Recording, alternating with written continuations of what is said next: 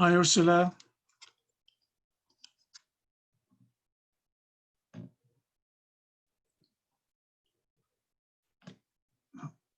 Hi, Ursula. Are you there?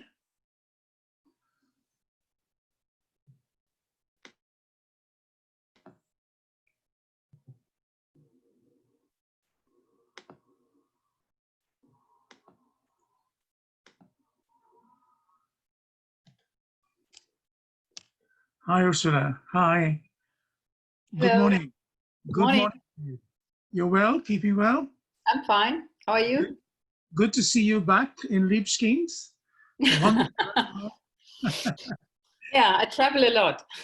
Yes, Daily. I can see that. I can see COVID-19 has no bearing on your travel plans or anything like that. Good morning, Patrick. Hi, how are you? Hey, good morning. Good, how are you? Welcome. Are you okay? All your fellow students are there? You know Professor Weisenfeld, of course. Yeah, yes, exactly. Good. Patrick is one of my luminary students. And somebody else joined, but has now disappeared. Great. Okay, hi, Pauline, are you there? I have to admit, I don't know why that happened. I have to admit everybody by person. I didn't set that up, but it has, that's how it's configured. I don't understand any of these things anymore. You have the power to refuse entry. Yes, I did not want that power. But it has been bestowed on me for some reason by the technology. So, are you okay with the running order, Ursula? Yeah, that's fine. I wrote to you that Platz Project will actually be with us, and Great. Jeanne has said that she actually is happy to introduce the project. Oh, so fantastic. great. Fantastic. And likewise, I've got Madhura from Art for Life. But she said she will do it freestyle, but I think that's okay. Oh, that's fine. Absolutely. Any format is welcome. Exactly. It's a nice mixture then. Exactly. Citizens must be free. Yeah. That's the whole objective. So, hi, Pauline. She's still connecting her audio. Yeah.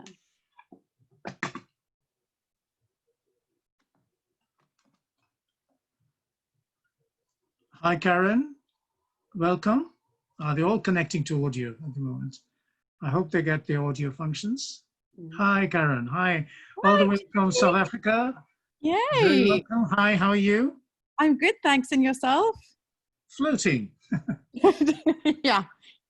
My operative word, as long as one can do that, and especially in these times. But welcome to the scene. I think what I'm going to do, Ursula, by the way, Professor Ursula Weisenfeld, partner in crime, Karen. Hello. Karen Hidden from Cape Town University in Cape Town in South Africa.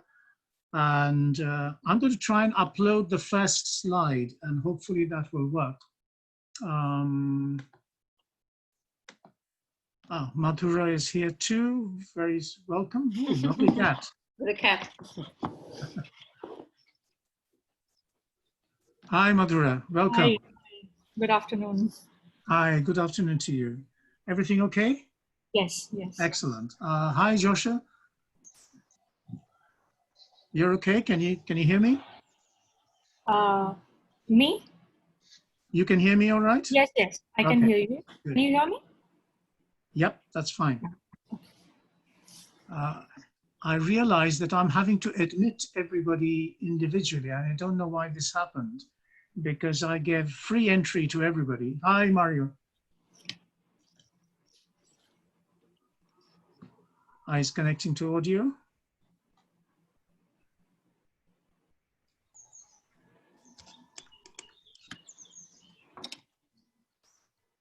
I'm going to try and upload this slide.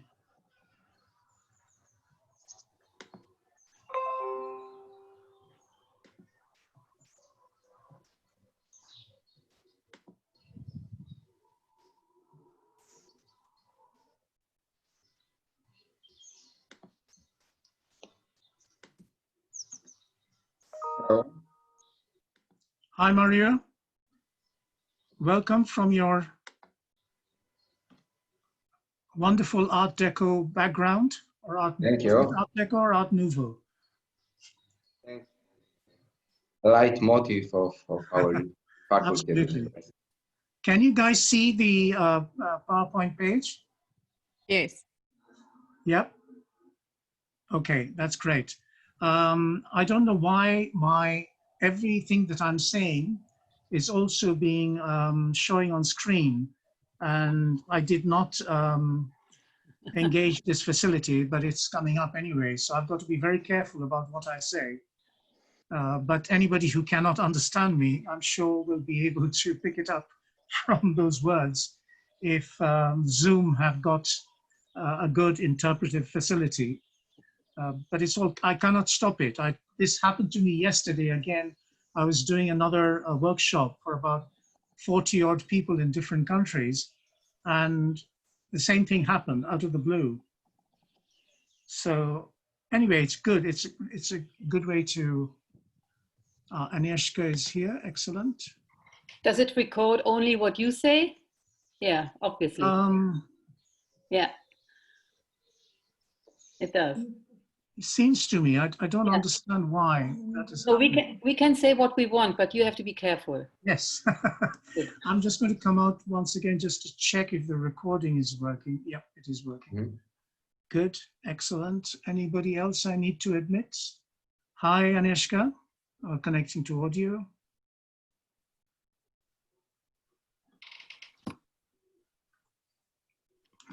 Hello, Jay. Hi, Agnieszka, welcome. I had some difficulties at the beginning, but I'm here. That's all that matters. We've got 6 more minutes anyway before we can start. And I will probably give a little bit of time to people because I don't know where they're coming from. There was quite a significant amount of interest that was reported to me towards the closing stages of the preparation for the workshop. So let's hope they all show. That would be fun, and we can try and do things as best as we can. Anybody I'm not okay?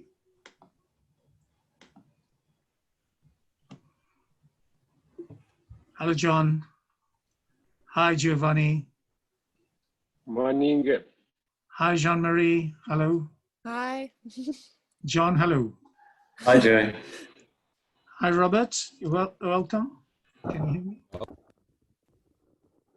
Does hear me? I have the completely unenviable task of having to admit everybody. It gives me an enormous sense of power, but it's a power that I did not want. But anyway, it has been thrust upon me in a very Shakespearean way. And now I've got to deliver King Henry V style. Everything is heritage in the UK. There's nothing which is of the real world these days. So I've got to try and play the game. This is going to be a pain, especially for people coming in late.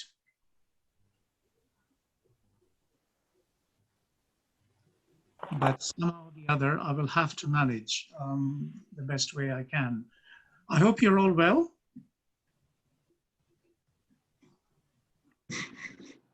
Good. John, thank you for joining. I know your aversion to anything Zoom-like. Video conferencing-like, yeah, yeah. And so is mine, but I'm kind of sort of inured to the process now because I'm having to do so many every day. Yeah, I can imagine. But it's exhausting. It's absolutely exhausting. I don't know how you guys find it, but it seems to me absolutely exhausting. Well, it's dysfunctional, I think. It's not sociable. No, absolutely. It takes much more time to prepare for any kind of presentation as well as teaching. It's like 4 times more, plus it's much more binary. There's nothing to express in the middle. For people, for students, exactly. You are like 0, 1, and this is like really problematic. You're digital, binary. you're getting a bot more than a human.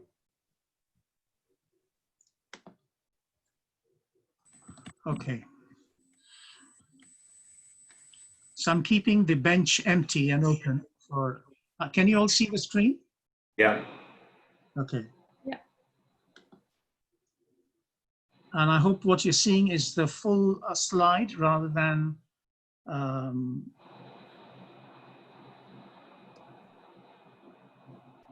the kind of sort of early version.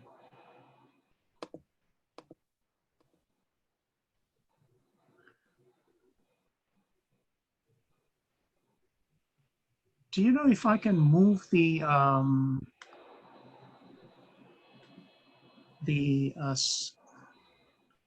images of people to any other side, because it's cutting into my presentation?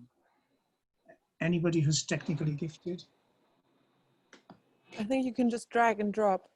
Can I? Yeah, just take Drag on the it top. to the left, maybe. Ah, yes, There's I a bar can. on top. You have to Good, click good. on the bar on top and you can drag it. Yeah, good. That's, I think, better.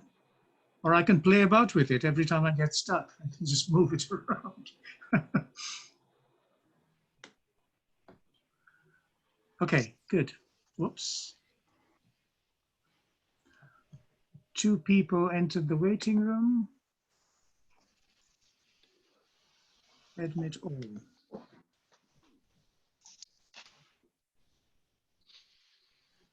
I did not press the wait. I did not seek the waiting room.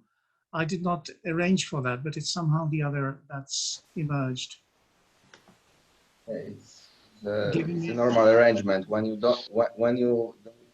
are not changing anything, it's usually like it's turned on, this waiting room. Right. In the software. Hello, Jay. Hi, Andrea. Hi, Marcus. Welcome. Thank you. How are you? Fine. A bit hot in my office, but it's okay. Yeah, same here. So if I'm perspiring, it's not because of nervousness, because of the heat. Is engulfing me in my little study, and keeping the doors and windows shut, just in case. Even though I'm in a very quiet place, I'm having to sort of do that. But anyway, you're keeping well. That's good to know. That's the first time I see that everything you say is also translated, not translated, but transcript. Again, I'm powerless in the hands of digital technology. I don't know why this happened. This is the second time this has happened to me. Yesterday, the same thing occurred to me while I was doing another presentation for quite a large group of people. Giovanni would know. And all my speech or all my talk was being translated and interpreted live on screen as well. So I have to be very careful about what I say, be politically entirely correct. Yes, because the transcript is quite good, huh? Yes, I suppose for those who can't hear me, they might be able to at least read something of what I say. But I'm not sure whether it actually interprets correctly or not. So we've just gone past 9 o'clock. I'm going to give it maybe another 2 or 3 minutes, if that's okay with all of you. Yeah.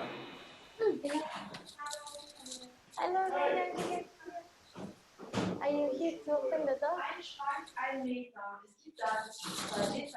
Lovely when the microphones are all alive. This is genuine citizenship at work. You're in everybody's homes.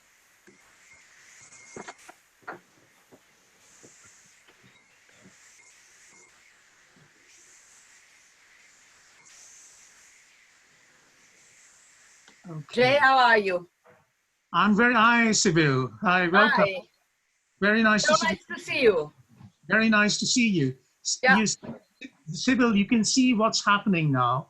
Everything I utter is being translated literally on the screen. And your Sybil, unfortunately, I've made you icy.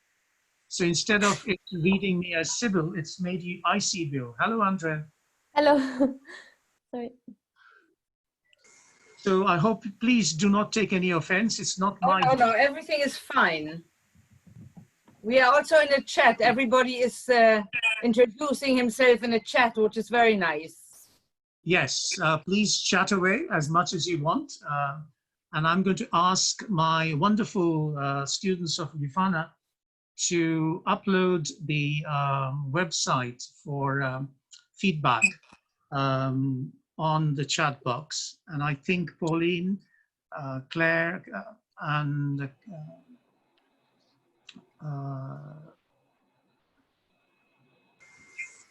Carol, I think you are doing that, or is it Pauline? I'm not sure.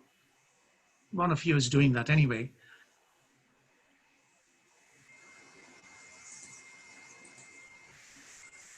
I'm going to give it just about a couple of minutes before we start.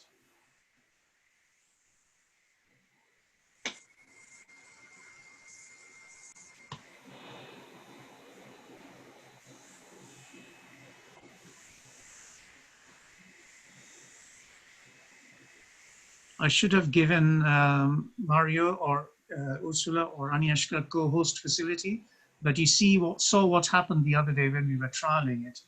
I lost all my coordinates as a result. This time. Hopefully we'll be able to work it through. We are glad that it's all your responsibility, Jay. Absolutely. As soon as I finish, I'm going to hand it over all to everybody. Bye-bye.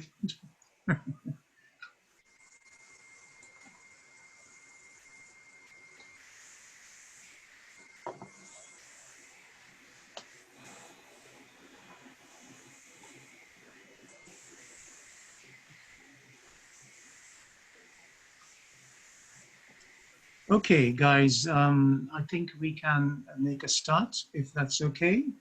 The RSARNCE team, are you okay? Are you ready for us to start?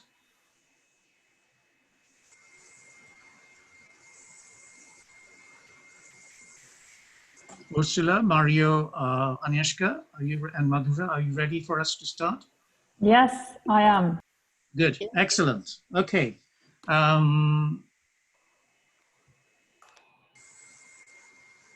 Thank you, everybody. Good morning, good afternoon, good evening, wherever you might be.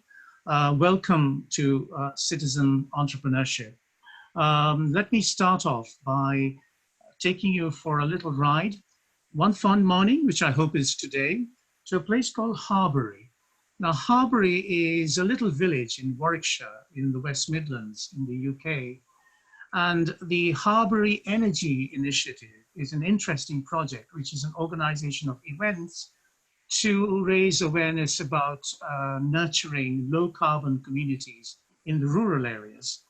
Their first village hall event attracted local government, business, as well as community groups, and the Royal Society of Arts in the UK, fellows from that organization were also involved in this.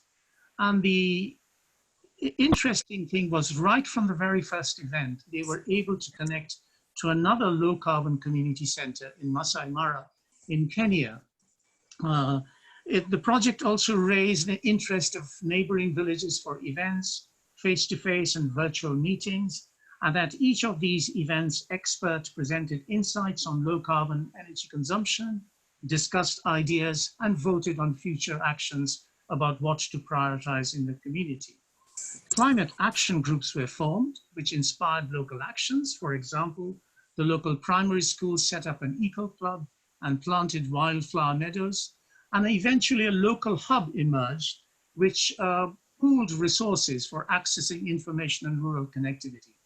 Ideas for engaging young people to organize sessions with local leaders, creating networks of demonstration, were one of the major kind of sort of outcomes of this activity. There was big support from the Royal Society of Arts and their RSA Sustainability Network, and which included eventually participation in a 3-tier local government event on waste and energy in March this year. And eventually, at the end of the day, what was seen to happen was local change on climate issues facing global challenges. This story is a wonderful little story that I've taken from the RSA journal, the latest RSA journal. Let me take you away from the West Midlands to Seoul in South Korea, and where the Binzib is a network of collective houses in the capital city of Seoul in Korea. The co-housing community was born after 3 years of activities over there, and essentially the community was born by student activities who had the idea of sharing a house with strangers. The name was coined at an opening party of the first house, and it's a pun which simultaneously means empty house and guest house. And although the residents started to use the term bin village after establishing the third establishment over there, they subsequently people disbanded and eventually enabled the housing project to develop organically. There are no rules, there is no organization. People can come and go as they please and pay whatever they are capable of paying. As of the end of 2015, Binzib accommodation approximately housed 50 people across 7 houses, including the setting up of a collective bank and a cooperative cafe.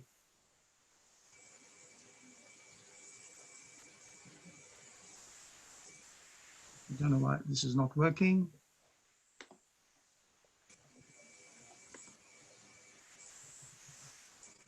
This is the problem with technology, I'm afraid. Sorry about that.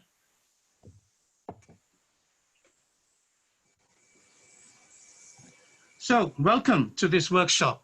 Having told you these stories, this is the Regional Studies Association Research Network on Citizen Entrepreneurship. The 2 stories that I started off with were very much a case of how citizens can act together, both in urban areas and in rural areas, around meta issues that affect their lives, but also affect the lives of all citizens around the world. So our agenda for today is to explain what is CE, and then we will be talking about where we can find citizen entrepreneurs and citizen entrepreneurship activities, discussion of some cases, which will be followed by discussion and critique, and then finally we'll be looking at the next steps. So, but before we go any further, I want to say thank you especially to my colleagues, partners in crime on the Citizen Entrepreneurship Project. And let me start off with Professor Ursula Weisenfeld from Leuphana University in Germany. You may raise your hand just to identify who you are. Thank you. Dr. Mario Sokolovic from University of Łódź in Poland, and Dr. Agnieszka Kurysewa also from the University of Łódź in Poland. And I also want to introduce the activists who are really in the middle of some of the projects who are here, the projects that we're going to present, and that's Dr. Madhura Datta from Bangla Natak, an Art for Life project in India, in West Bengal. And I think, Jan, Ursula, you said Jan might be here from the Platz Project Initiative. Yes, Jean-Marie Varin is here. I'm here. Hi, Jean-Marie. Hi. Welcome. And so these are the stars, if you like, of the agenda today, and they're going to help me with all the development of the program today. So I will present a very simple concept and model and give you a little bit of a background of the theoretical framework within which we are working, but also drawing from the empirical observations that we have collected so far. Well, firstly, let me start off by saying that we face some really big challenges today, and I think most of you understand what they might be. And essentially, rather than going into everything on this table, we know that these challenges move from ecological through to ownership issues and governance issues. But a very nice piece of analysis of this suggested that we have, on the one hand, what we see, which are our surface systems, and because of the collapse of institutions, there is a kind of structural disconnect that is occurring around the world between institutions and the wider community of people. And of course, we are facing systemic limits in terms of what is achievable and what is it that we can do. And that raises significant problems for all of us in terms of what is possible in today's world. And I don't need to tell you what is patently obvious is the question of how COVID-19 has even exacerbated all these problems. The impact on global citizens have been huge. In terms of a diagnosis we see as a consequence a nationalist populist agenda that has emerged over the sustainability of globalization, and which has demonstrated that many of our civic institutions are not really acting in an inclusive way. They're either exclusionary or dysfunctional, and failing to harness the true potential of communities within which they ostensibly operate. The consequences of that is the growing feeling of powerlessness among citizens, a need for a new type of relationship between politics, people, societies, enterprise, which can help furnish citizens with their own agendas and with their own contribution to civic and economic empowerment. And there is a need to invent that or reinvent that through higher levels of citizen engagement. Engagement that is mediated through the rights or the benefits of citizenship, through the duties people have, which are the requirements of citizenship, and also the responsibilities or the expectations of people as citizens. Now, citizen engagement is not new. We have historical evidence of that captured in the works of Robert Chambers, Michael Cernier, and many others. But today we have a situation where this is gathering a different kind of momentum. There's an increasing demand by civil society and citizens. There's also a desire by many governments, surprisingly, despite the news that we see every day of more authoritarian regimes around the world. There's a desire amongst many governments to be more inclusive and responsive to citizens' needs. Plus, there's the rise of innovations in technology, which has enabled citizens to make connections and identify new and unprecedented opportunities for direct engagement at all levels.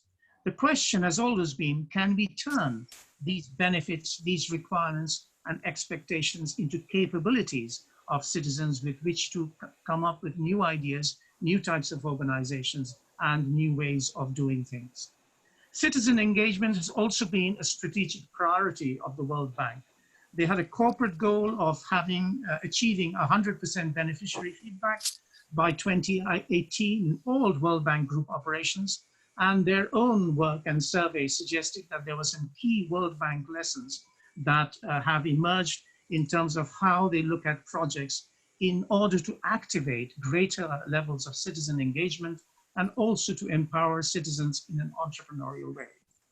Unfortunately, in our own field of entrepreneurship research, and in particular entrepreneurship policy, I think there is a significant deficit. Yes, we write about social entrepreneurship. Yes, we write about a whole range of community-based involvement, but we somehow seem to lose the idea of how do we engage citizens properly. And although there's sufficient evidence in practice, the idea of engagement of citizens is not quite as appreciated, if you like, within the wider research community, despite Schumpeter's long plea many years ago that entrepreneurship can prevail and be obtained in a large number of different types of environments. And I think the way we capture this is to distinguish citizen entrepreneurship from business, social, or public entrepreneurship in terms of what we study, the scope, the focus of analysis, the themes that we look at, and the outcomes. And to me, probably the most important aspect of this is that in each type of metric that we use to kind of sort of determine what the difference is, we find critical differences. That when we look at the unit of study, our unit of study or analysis is the citizens and the communities, not the individual firm, which is the case with business and social enterprises. When we look at the scope of the goods and services that are provided, we find that the most interesting aspect of citizen entrepreneurship is that it's not just non-rival and non-excludable goods, but things which cannot be rejected, because these belong essentially at the end of the day to people. Our focus of analysis is not the individual firm or indeed the public goods, but the meta projects, things that eventually impact on society. And the themes that we cover in citizen entrepreneurship is not just startups or growth or funding or public goods, but primarily about citizen engagement and governance. And to me, the most important thing is at the end of the day, the outcomes that we look for are not just private gain or economic benefit or private benefit or social benefit alone, but or neither do we look at public allocation of resources in terms of pre-distributive or distributive mechanisms, but the well-being of people. At the end of the day, can we create a sense of well-being through greater levels of citizen participation? And that's why we are looking and calling for innovative and capable theories and practices by looking at the critical elements of how we define entrepreneurship, but realizing that they are socially embedded and they can generate social gain. Whether that be opportunity identification, whether that be new products and services, or the creation of new types of organizations. The idea is to look at involving citizens as producers, users, and members of the community, and by developing capabilities to achieve a collective good. Why? Because at the end of the day, through that process, they can hopefully exercise their economic and social rights and responsibilities, both as individual citizens and as collective communities of citizens. So this is the kind of sort of approach that we are making. And but what we find is that there are significant antecedents that we can draw from citizen economics, from citizen science, and citizen archaeology. Citizen science is now a well-established mode of research and community work, which involves citizens in a whole range of science projects. Citizen economics, another major initiative, and again, the Royal Society of Arts in the UK, from which I have borrowed a number of ideas, have been at the forefront of engaging people in determining and delivering what constitutes your economic welfare. And likewise from citizen archaeology, where the digging and excavation of sites have suggested how to connect people within communities to their own histories. They know it quite often better than many historians or other scientists. And the way this kind of sort of works is that citizens can be engaged at a very basic level of contributing to the process of entrepreneurship as users of products and services, working to helping entrepreneurs themselves, then perhaps moving on to another level of collaborative, a secondary level of working as users and producers, which is much talked about these days, thanks to new technology and open innovation processes, working with entrepreneurs. But we are also looking at a new stage that might be emerging, where they are not only acting as users and producers, but also decision makers. And that is the challenge as to how they are doing that. Is it by engaging directly with the projects, or is it by looking at the outcomes or the fallouts from entrepreneurial activities wherever they occur? The question, and this is where the RSA has been very helpful with me, the question is how to meet the challenges. And the idea behind all this is, of course, this notion of deliberative democracy, of developing capabilities and the agency function of people according to their hopes and aspirations, and then having the means to fulfill those hopes and aspirations. Citizen economics suggests that you can do that through increased literacy, accessibility, and awareness of economics. And these two quotes from Hu Jo Chang from Oxford University, and also from James Carville, one of Bill Clinton's presidential campaign advisors, actually capture this kind of sort of drive and direction in the way that I think we are talking about over here. And there's again another piece of scaffolding with the RSA provided, which is essentially at the end of the day, could we through this project inform, receive ideas, engage people, collaborate with citizens, and essentially empower them. And there are models emerging. I have only identified 2 from the UK over here, which actually ensures that, in a sense, that you have both citizens, corporates, the government, and other groups, NGOs, engaged in meta-level issues that affect their lives. Moving on moving on from this kind of sort of scaffolding of citizen entrepreneurship, we think we need to develop a conceptual framework. And fortunately, we have done so by flipping some of the concepts that are well known in theory and practice. We have identified 3 specific strands, theoretical strands. One is to look at the idea of innovation as a social good, which is a Schumpeterian notion. The other is the notion of the commons, which Elinor Ostrom developed. And the third is another Nobel Prize winning economist who talked about developing capabilities, and that's Amartya Sen. The stepped effect that you see over here is not to suggest one particular theory is more important than the other. It's simply a conceit or a metaphor for building blocks, with one block building on another, and you could easily swap them around as you go along. And at the end of the day, maybe, and this is a question mark, all of these theories and our empirical observations could lead to the realization of the idea of entrepreneurship as a social movement of people, involving researchers, involving practitioners, and involving, most importantly, the wider group of citizens. Now, entrepreneurship innovation as social goods, whether it's introduction of a new good, a new method of production, new market opportunity, or any other of the Schumpeterian forms that we have come to know, is mediated through markets by the government and in communities.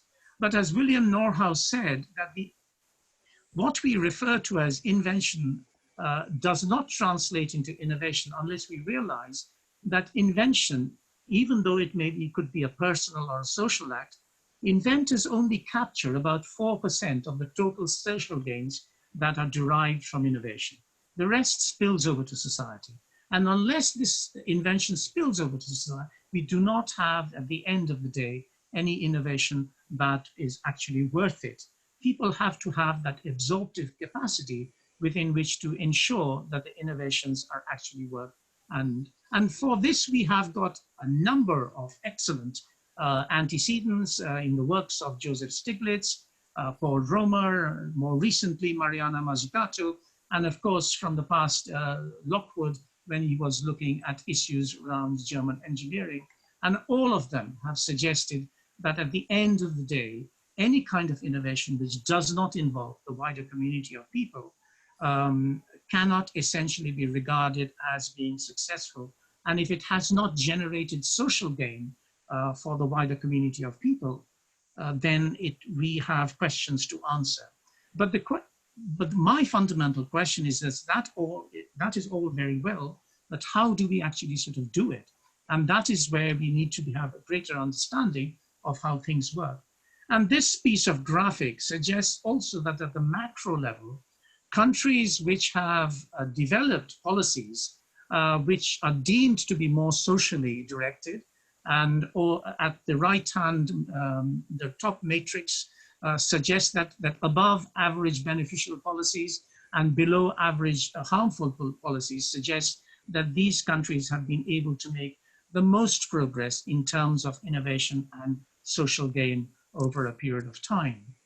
The idea of the commons, as I said earlier on, draws from Elinor Ostrom's work, where we're looking at resources that are shared in some way by different individuals, communities, or groups, and that can be present at the local, regional, or global scales.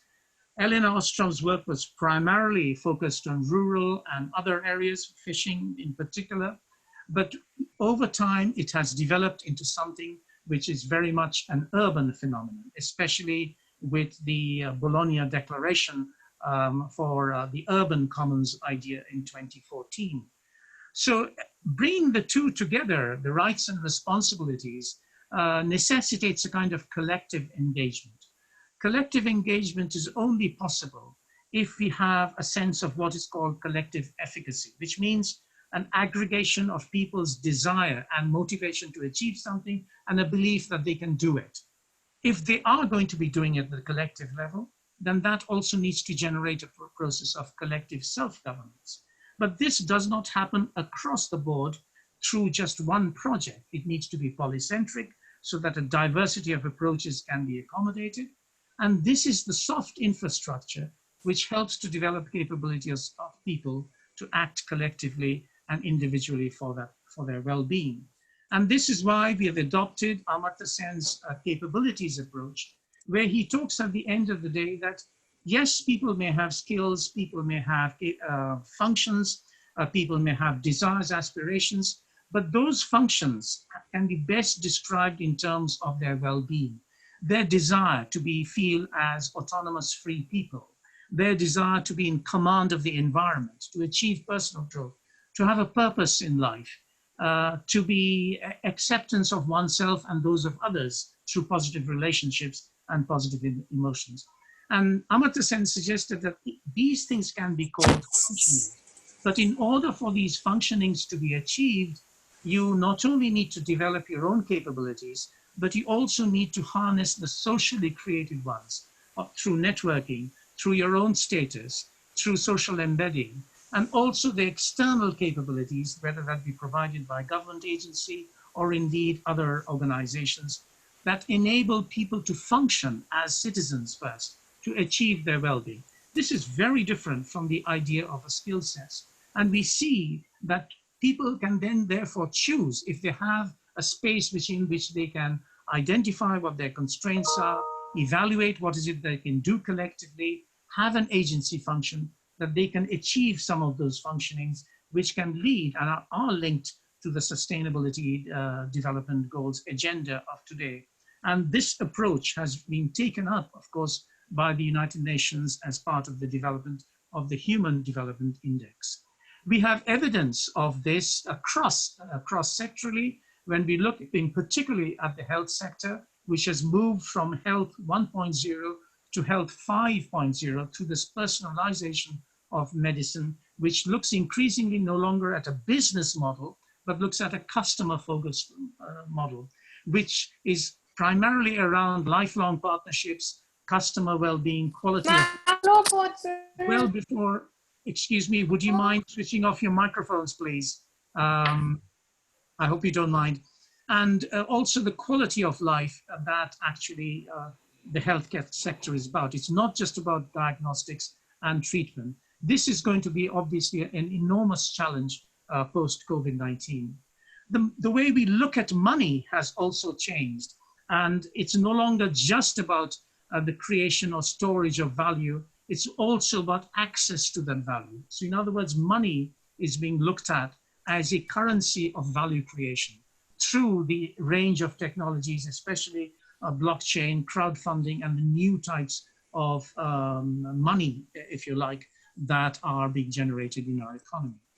At the end of the day, and this is a long shot, we find some commonalities between how this approach to entrepreneurship, this citizen approach to entrepreneurship, essentially can potentially lead to a social movement in terms of theory and practice, because social movements suggest the involvement of people, their expertise and experience, their ability to, whatever they do has some legitimacy in the real world, both cognitive and social, that we work around pre-existing networks, however and wherever there are density of those networks, to enable us to mobilize people, their communities, and the social platforms on which they work.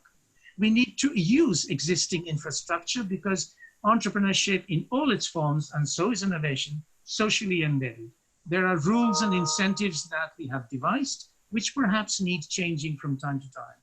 And it is only through the process of developing collective action frames, through diagnostic, through prognostic work, and be able to frame people's motivations towards achieving these goals, that we may have a certain degree of social movement entry.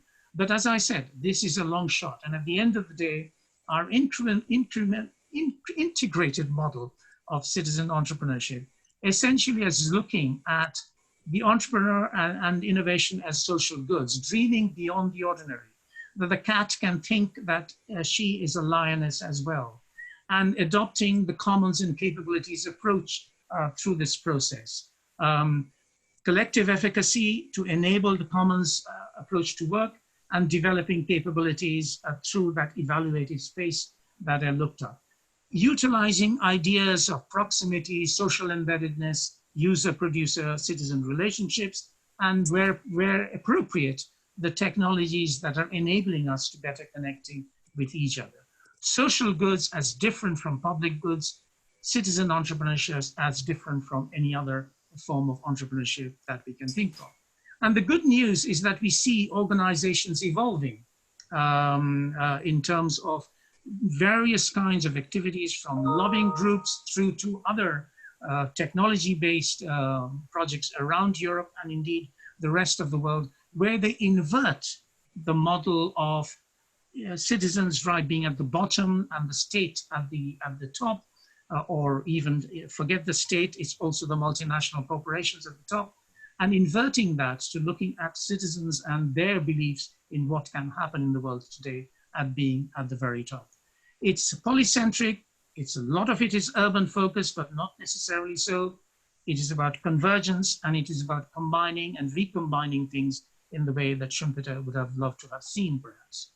And that has led to 3 research questions, with a bonus question as well at the end, is that what is the evidence that we can find about the nature and scope of citizen entrepreneurship in different environments? What do we mean when we talk about collective efficacy or collective endeavor?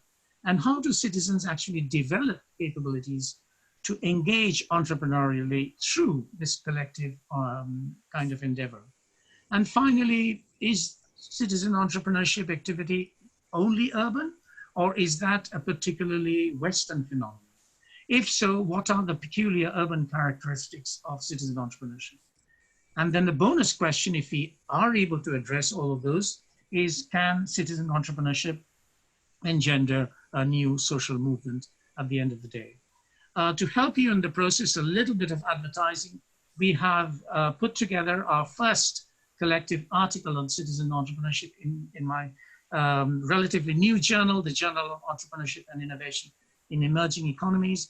I welcome and encourage all academics and researchers in particular, but also activists and practitioners, to read this article and critique it and send us back your comments at the end of the day.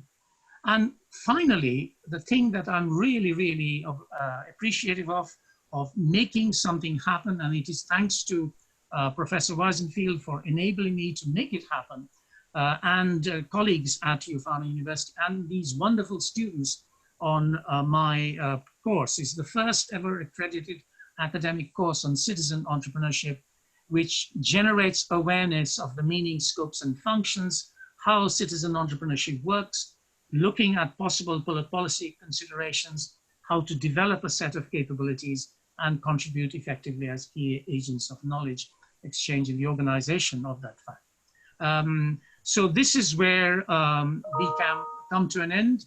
And I just leave you with these 3 quotes, which I find inspirational in terms of where we are at. We can't solve problems by using the same kind of thinking we used when we created them. And the idea of democracy is wider and a fuller idea than can be exemplified in just the state or indeed corporates, even at their best. To be realized, it must affect all modes of human association and the convergence of the family, school, industry, religion, whatever it may be. And then finally, one of my favorites, if you want everything to remain as it is in terms of our well-being, our welfare, it will be necessary for everything to change. Lampedusa's famous first few lines in his novel, The Leopard. Thank you very much for listening in, and we will be moving seamlessly to the cases as we go along. But I think, Ursula, you had a question. Is that correct? Or a point? No, I just applauded your seminar, because Jay Mitra is my colleague at also Lausanne University. He's also our professor at Lausanne University, next to his position in the UK. Because you put together that seminar and that idea, and I think that's great. And when you had this slide that it's the first accredited seminar on citizen entrepreneurship, I just wanted to say that's very good. And it's thanks to you. It's basically, you are a huge driver of that. And so I just applauded that. Well, thanks to you and for enabling that to happen. And of course, to these wonderful group of students on the course. I cannot praise them enough for how proactive they have been in supporting the workshop and actually engaging with citizen entrepreneurship activities. And it is through them that we also welcome, in particular, 2 projects which we haven't studied so far, but they have looked at and they have brought them in. And that is the Poculum project and the Mosaic project, alongside the projects that we have studied so far. And I'm very pleased to sort of note that, that they will be presenting as well during the course of the day. So all very welcome, and thank you very much indeed for your time and listening. I hope I've kept to my time as best as possible, and I'll hand over the platform or the microphone or whatever you like to call it by shutting myself up and handing it over to Ursula. Yeah, again, thank you very much, Jay. I just, my name is Ursula Weisenfeld, and together with Leonie Eising, who is also here today, and Antonia Hauerwas, we were engaged in a 3-year project on city as a space for, or as a place for possibilities, and we investigated Hanover as a city and many initiatives towards sustainability. And one initiative that we came across was Platzprojekt, which we found very fascinating. And even though that project is over, our collaboration is not, and we are very excited about this Platzprojekt, which is located in Hanover, and it's really place-based, but it radiates into the city and well beyond the city. And I actually have been there, of course, and looked at it, but I'm not as much involved as Jeanne, who is actually a member of the Platzprojekt team. And I'm very happy that she came along, joined us today, and that she offered to give us some insights on the Platzprojekt. And to cut a long story short, if it's okay, I would hand over to Jeanne and let her tell us about the project. Okay, hi everybody. I will try my best. I was informed about this yesterday, so I'm not that well prepared. I want to give a short introduction of myself because it's very important to know who you're speaking to, because maybe next time you speak to somebody from the Platzprojekt, it may be another person with another view to the project itself. So I'm Jeanne-Marie Varin. I studied art and spatial strategies. I have a diploma and a master's degree. So this is my personal background, and my research project and my master thesis was art as a companion of transformative processes of social change. So the Platzprojekt itself is also a research project for me and my personal work. I am a member of the so-called Hydra, we call it, as a 7-headed team, which is right now trying to navigate the Platzprojekt from its first phase to the second. So in 2015, we started the project, which arose out of a DIY skate park. So we are very much inspired and driven by the DIY, the do-it-yourself culture. There's a microphone on with distortion noises. I don't know which one. Okay. And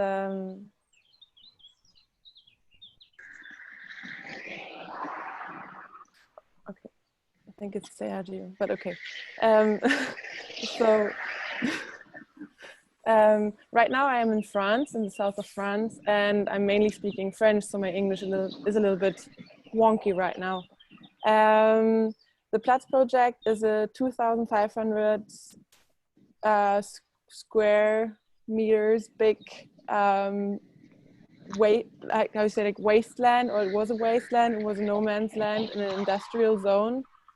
And we started to invite people to create their own city within the city, mainly building in or started.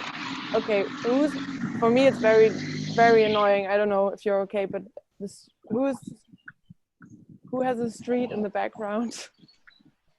It's Sergio. Sergio, yeah, great. I think he turned it off now. Okay, I'm sorry. It's just very confusing for me. So we invited, I would just say people. We never said we invited young people to come and join us in this process. And the idea was to build in shipping containers. Why shipping containers? Because we thought it would be nice to have the opportunity to reorganize them ever so often to our needs. So we could just staple them or just like navigate them around. And we learned in the last 5 years we would never do it again in shipping containers. They're not very handy. I mean, they're not very nice material to work in. We invited people from all fields. So we invited people who wanted to have their own artist studios. We wanted people with social approaches. We wanted people who wanted to start their own, their own kind of creative economies. So from all fields, I would say, but we are a very homogeneous group. We are mainly white and we are all around 20 to 35, which is pretty sad. And COVID-19 did not help to open up. So because all the other groups are very endangered in this crisis, we are now very active within this group. And so our first phase was to just let the people do. We have the idea of duocracy. So first comes, first serves, you can do as long as somebody is not stopping you. We had weekly plenas, like meetings to discuss things, but nobody was really interested in that. And it also stopped our kind of energy to discuss too many things. So we stuck to this, just do it. Now we are really big. Our community grew and grew and grew. And now, as I said, I'm part of the 7-headed Hydra. So we never wanted to have a top or any kind of hierarchy, but right now we are trying to make the Platz project more sustainable and bring it to a next phase. So we needed people where the officials could approach, and also like people who are willing to approach the officials on a regular basis. We are trying to buy the land or maybe get the city to buy it and then give it to us. We will see how that goes. And we are also for now trying to get fundings for the very first time to pay people and employ people to manage the whole project, as we're just way too big to do everything on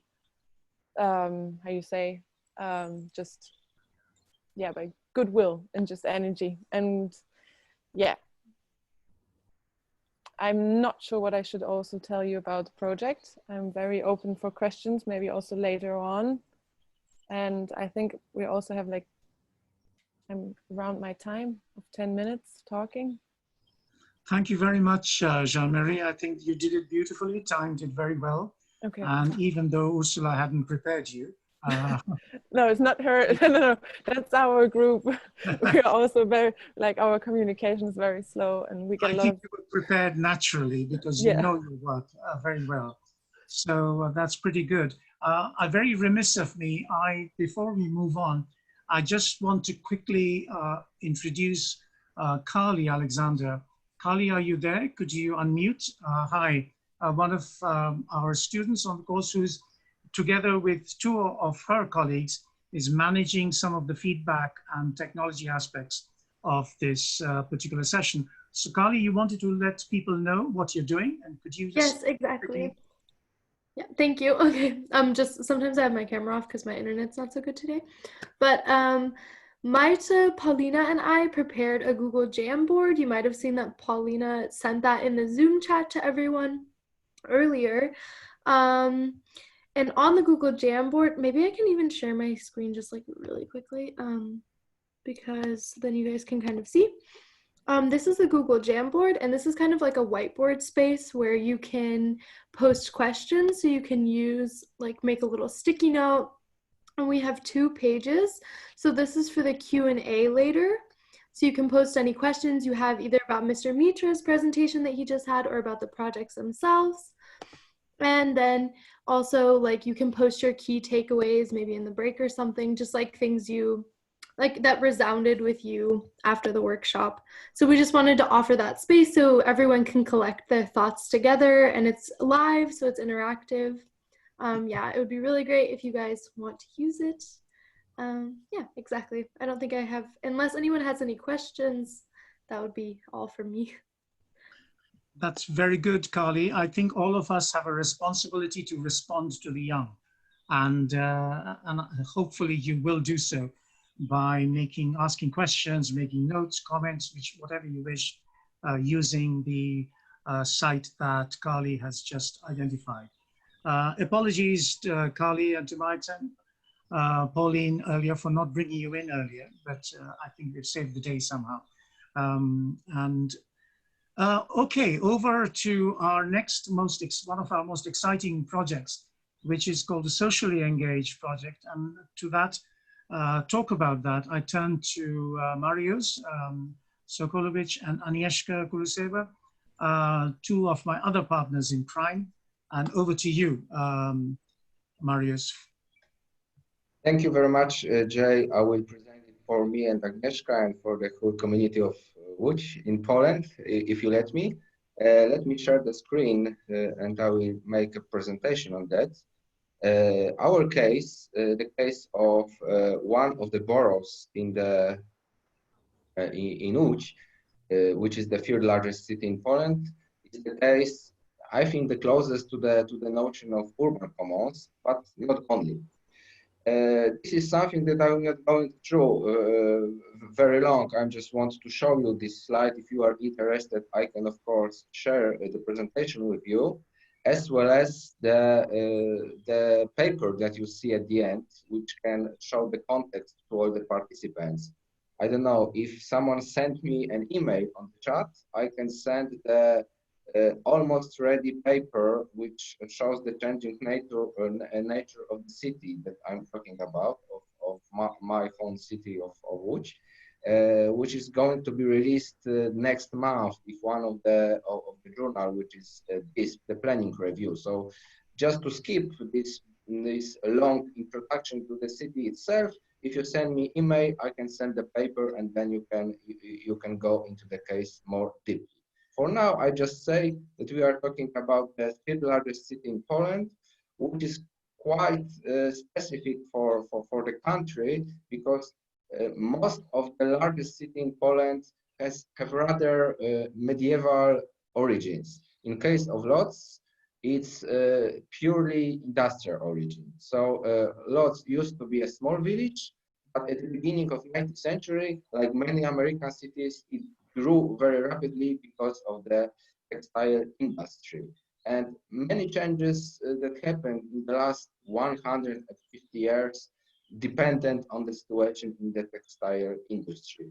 It refers to the social structure of the city, the economic structure of the city, but also to the spatial structure of the city. One of these boroughs within the city, one of the districts, is called Old Polesie, and this is the stage of our case. This is the place when socially engaged association is working. In Polish, Polesie means directly after the forest. It used to be a forest in the 19th century, which was actually cut for the expansion of the urban structure. Now it has quite a big number of inhabitants, but in some it's just 5%. It has one of the biggest population density, and it's quite mixed in terms of housing, in terms of some remainings of industrial production, and small share of services. And also it's quite not a green area of the city in terms of, parks, squares, etc. So when this is the city of Lodz within its boundaries, the red spot covers more or less this district that I'm talking about, which is the part of the gray part.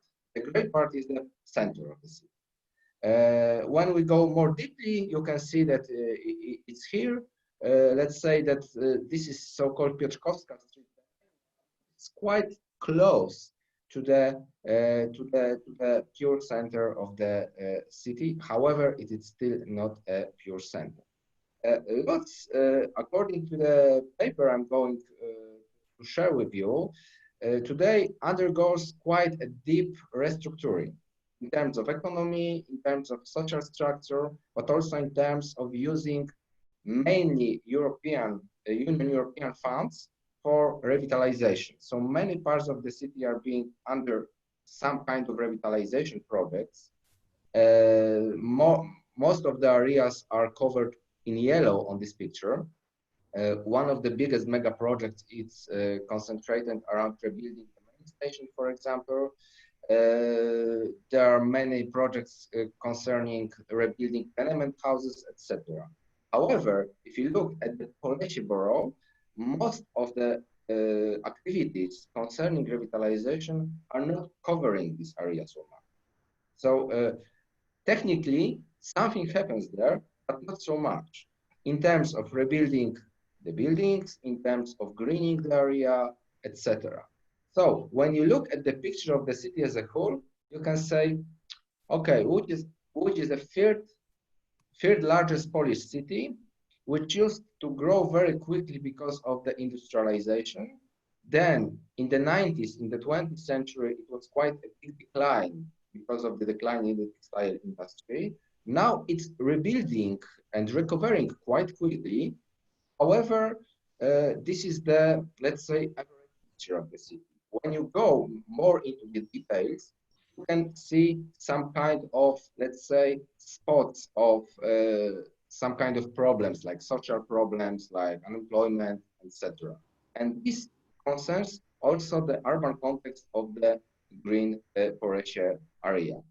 So I called it that in this area of the city, we can talk about some kind of struggle for urban commons, which is a driver for action.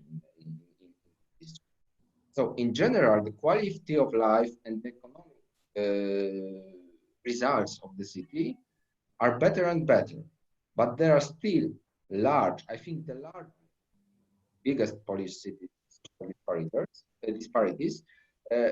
Our societies from our university even call it enclaves of poverty. Like on average, the city is growing, but there are still many places like the spots scattered around the city with some social problems, and some of them are also in Polish. Then when you go into improving the quality of life, in general, you can see the changes. A lot of, big scale investments. However, again, when you go more into details, you can still have a lot of challenges in some districts, including the old Polish districts. As I told, for example, there's some problem of poverty and getting children out of this. There is still very little urban greenery. For example, in this area, there is not a big park, and not so much, let's say, streets around trees around along the streets. The streets are dominated still by car traffic. However, it's changing last times. There are a lot of problems with public spaces facilities, with some kind of daily problems, like making pavements straight, for example, making benches clear, etc. So something that is important for local people, but not necessarily that they are visible from the point of view of, let's say, formal city authorities. So some people which were moving there, actually being like formal entrepreneurs, because they were having companies mainly specializing in some kind of advertising or some kind of strategic advice, decided, okay, let's do something from this district. Let's show people that this place can be changed, but not in terms that we are asking authorities or other bigger entrepreneurs to help us, but trying to do it by ourselves, making our voice being heard. And this is how the socially engaged movement started firstly as informal organization. It just formalized few years ago, but this formalization was, mainly to operate in more, let's say, feasible way in getting some small grants, etc. But everything started from rather informal activities. Today, we have quite a big community center there, which is led just as the association. It's not formally led by the public authorities. It's not formally led by the private authorities. There is something in the middle, completely governed, let's say, as a common place by the neighbors. That's why I think we can refer to the concept of the commons. So if we are talking about nature, type, and scope of entrepreneurship here, we can say that primary motives of action there, according to us, are rather individual. And what was the key driver for action? They were deficiencies in urban commons.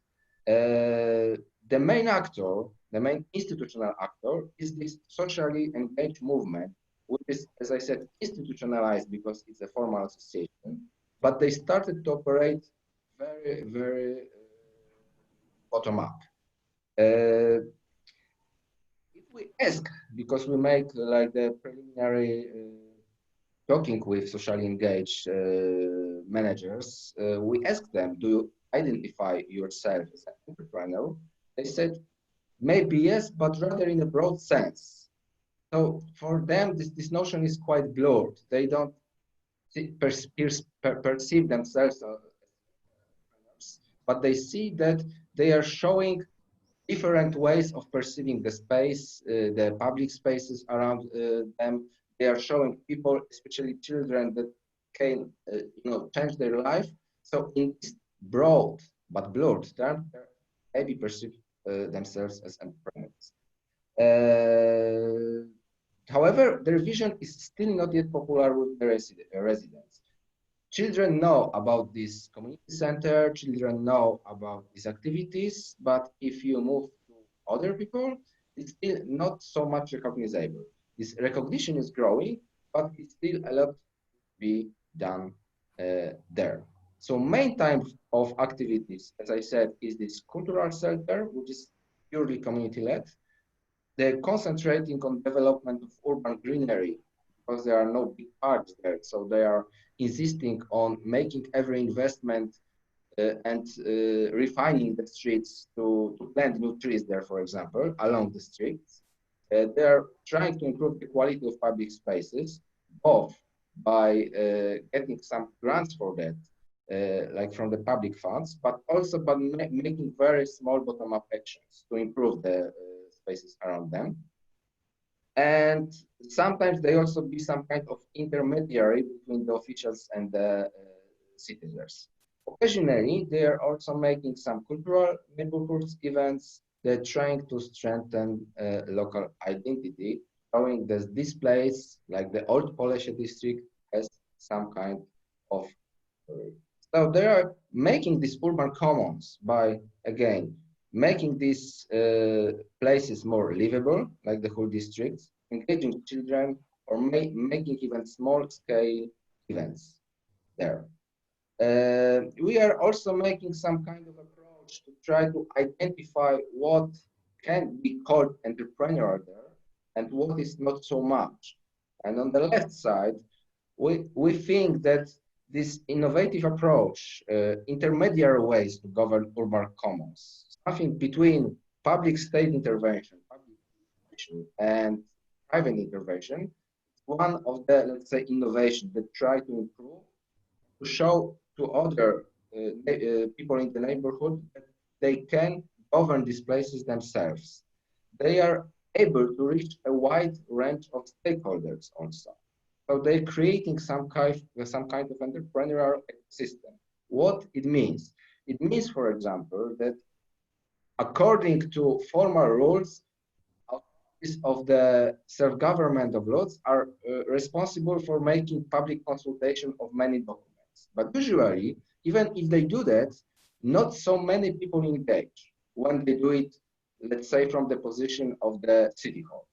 However, in this place, in the Old Polessie, thanks to the engagement of social asked to make this consultation, they reach much more broader and deeper number of people who engage in the consultation like really. So this is the ability to reach a wide range of stakeholders.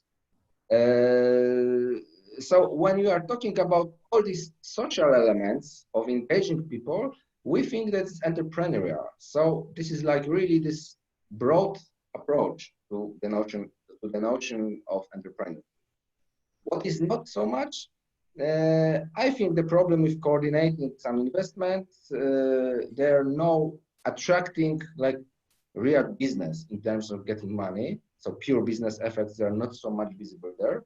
And entrepreneurial activity is rather fragmented. So it's when you try to sum it up, if something is entrepreneurial here, I will go back to this notion, it should be defined rather broad, concentrated around efficiencies in urban commons as a needs, and it's still quite blurred, I think. So this is the short introduction to the context of the Lodz case. Thank you very much.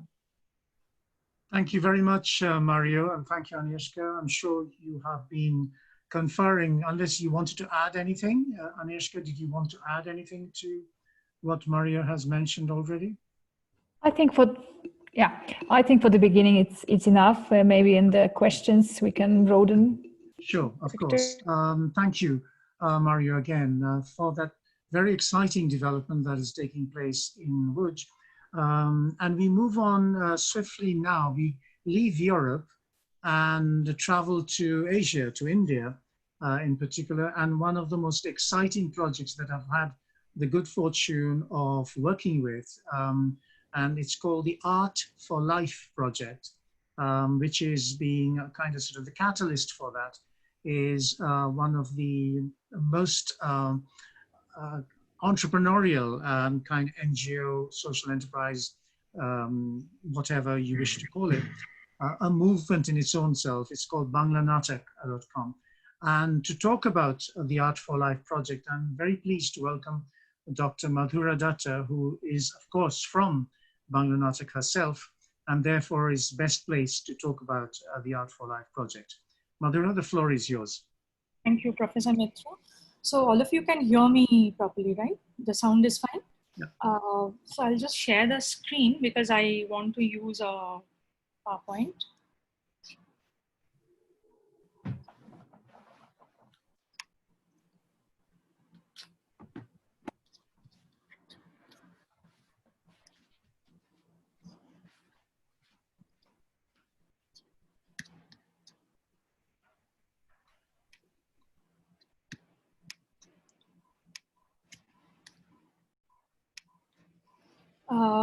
Yep. Can you see the screen?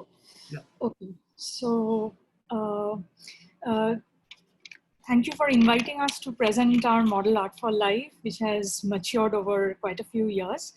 So we call this healing through localized approach, especially because we address the overall well-being of the practitioner communities through a culture-based approach, and I'll take you through it, how we do it. So we believe that culture is an enabler and a driver of sustainable development.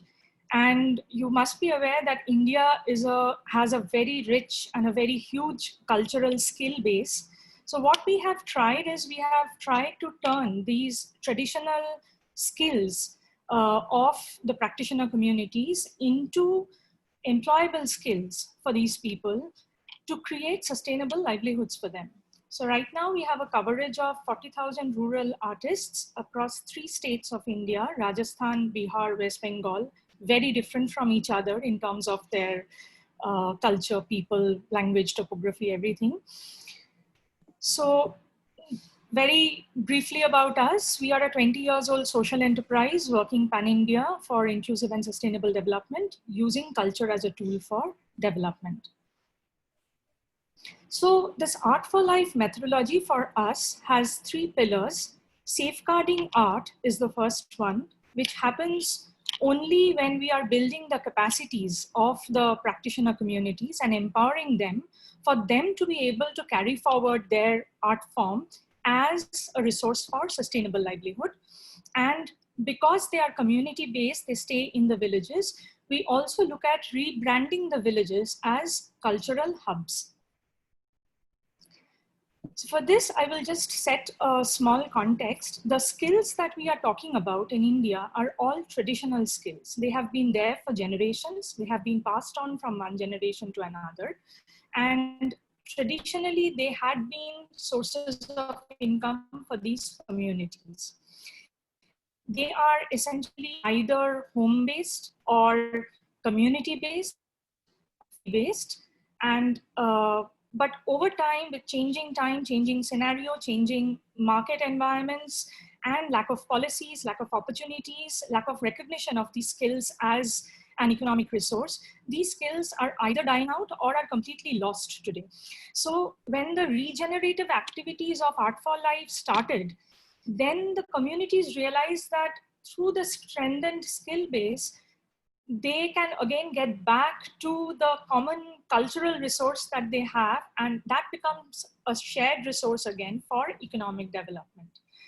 Through poverty alleviation, income generation, identity creation, we have seen that all kinds of exclusion has ended in the places that we are working in.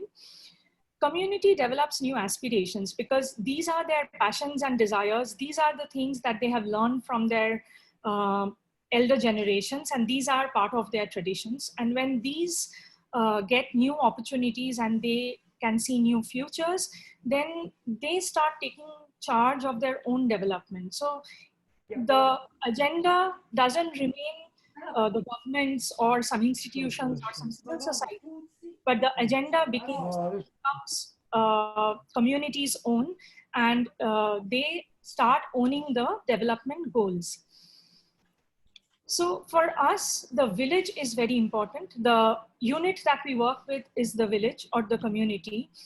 And what we do is we empower the artist and the artisan communities staying in the villages to be able to turn their villages into cultural destinations. So what happens there is when we do that, we have seen that the artists, over and above building their own capacities for economic development and for their own branding, they also start looking at and taking care of the development indicators, other development indicators for the village. For example, sanitation improves, health and hygiene improves, cleanliness improves, education improves. So the village starts growing as a positive cultural, resourceful hub, and generates a cultural as well as a social environment for the villages. Just to take you quickly through a few case studies, this is a village called Naya, and it is a village of scroll painters. So these people traditionally paint, do paintings on paper scrolls, and when they unfurl the scrolls, they sing the story. So when we had started working here, they were a completely marginalized village and they were unknown. Today, it is a hub of 250 plus artisans who work as a community, and the village is known as a cultural destination, and it has found its space on the international map. So it is a very, very vibrant place. Anytime you go, you will realize that it is a very vibrant village of these painters. This is a village of musicians. Interestingly, it was an ostracized village when we started working, and the artists were not known as artists. The whole thing again changed through the revival and the revitalization, and today it has become a music tourism destination. This is an interesting case because through Art for Life, we saw the emergence of a social entrepreneur here. You can see her name is Tajkira on the left, and she went through all odds being a woman in a Muslim community in a rural area in India to take the support of the Art for Life program and create not only her own enterprise and her own brand, but she has brought 600 plus women under her fold. And her objective has been the social and economic empowerment of these women in her villages, who can now take decisions of their own, who can send their children to school, who have all children go to school and things like that. So when the village turns as a destination, the local cultural products start having more demands, the local cultural experiences start having more demands, and we have seen that the income of these villagers increase, and their recognition also increases. We have been able to build cultural spaces within the village communities. The artisans the artists who live in the village, these folk art centers are owned by the communities themselves. They are built on community land and they are managed by the community. And these folk art centers house community museums, which are on the tradition, the history, and the development of these cultural forms. And this has created a tremendous collective identity of the artists in the village, and it has become a very active cultural space, because this has also become a seat for learning, for community training, for interaction, for collaboration, exchange, and all kinds. So Village Festival is a very important product of turning the villages as tourism destinations. And this is particularly important because to organize a festival, it took the whole village to come together. And this has strengthened collective action of the community over time. So this is a calendar of 20 village festivals that we have, and I can share this with you later in case you want to join us in these festivals. So as I said, the festival impact has been significant in terms of local recognition, identity, and strengthened collective action. And there are some of the festivals, these festivals are also owned and led by the communities. The communities organize them, they own the festivals. And we have seen that there are some hubs in which festivals are entering their 11th or 12th or 15th edition. So it has really been a sustainable process. We engage the tourists in heritage activities when they visit the villages at any time of the year. And though these products of experience have been created, we specifically focus on interaction to know the artists, to know their lifestyle, because these are all lifestyle crafts. So to know the artists, to know how they work, in which environment they work, what is their culture. So this increases the value of these communities and these villages beyond the cultural products or the cultural experiences that they are creating.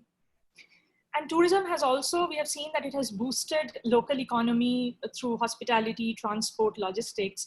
And there are many youth engaged in the process who have started investing in guest houses and local homestays and different kinds of facilities, which have really made the whole area and the community and the village very, very active. This is fundamental to our process, and we believe that this is necessary for sustenance. We integrate our programs in the villages with the local government, and we create a partnership between the community leaders, the local government, and the civil society in order to mainstream these activities into the local development agenda. It is only then that a lot of other supporting infrastructural service-related services are strengthened, and the local government becomes a partner to sustain the process.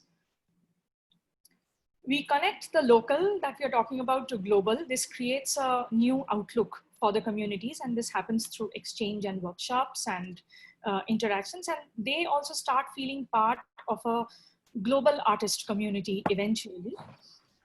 We also focus a lot on the rights of the artisans and the artists. So we focus on accreditation, certification, and we also, we have focused majorly on geographical indication, because geographical indication signifies the speciality of a community, a location, a culture. So all these things enhance the rights of the communities, the rights of their art forms, and protection of their cultural forms and practices. Technology, we were talking about technology. Technology overcomes barriers we all know, we have all talked about, and we have been using different social media platforms. But in the COVID-19 situation, what we have seen increasingly is that technology has come into play in a huge way. And just to give you an example, we have not only been able to reach out, say, to the remotest of the artists staying in the rural desert regions of Western Rajasthan, but we have also got them to come on board to participate in live concerts sitting in their homes. So they never perform in homes. They always have an audience in front of them. So they have been performing in their homes, their children, their brothers, their other youth of the villages. They also join in with instruments, with other things. So it is a community art, and that comes out so well. And they have been hosting their own festivals and concerts so professionally through the technology support. So coming to the outcomes and impacts, a few of the things I would definitely like to highlight. One is the resilience of these micro enterprises. We have seen that in the past, and we are seeing that more and more now, that these micro enterprises, because they are dependent on local skills, traditional skills, and essentially local resources, they are resilient in these times when most of the economies are suffering, and they are in a community. They have a sense of security, a sense of well-being. So their resilience is very, very strong in terms of them coming back to business. Youth engagement is huge, and we have seen that earlier there was a lot of migration, out-migration to the cities. So to do menial jobs, and most of those jobs are insecure, they are low paid, they are exploitative. So these youth have found meaningful engagement and employment in the villages through their traditional skills. And that has reduced migration and has stopped migration, which is a very positive thing for a country like India. Poverty alleviation definitely, and income rise, we have seen about 3 to 5 in rise. And develop social indicators, empowerment and social inclusion in a significant way. We have also been able to address some of the sustainable development goals like no poverty, gender equality, clean water and sanitation, decent work and economic growth, and sustainable cities. So I'll end here, and I'll let Professor Mitra take on from here. Thank you. Thank you very much, Madhura, for that excellent presentation on the sort of very grand canvas on which Art for Life actually works, and has been working so successfully as an international project, especially through these extraordinary music festivals that take place. Two of those festivals take place every year, and they're free to ordinary members of the public. And you have visitors and performers, of course, from all around the world participating in that. Before I move on to the next presentation, I just wanted to quickly check with friends, all of you are participating, if you have any burning questions or any questions of clarification from that you wish to sort of quickly, that you need addressing quickly before we move on. Either on the broad kind of sort of framework, theoretical framework or analytical framework that I presented, or more importantly, on the cases that you've heard so far. If you have any questions, kindly raise your hand and I will see if I can unmute you, or you can unmute yourself and maybe ask a question of any of us, and we will try and answer them quickly. Just a few minutes, if we may, please. Anybody has any immediate questions? Yes, Sergio, you can unmute yourself if you unmute. Yes, yes. Good morning, Jay. Good morning.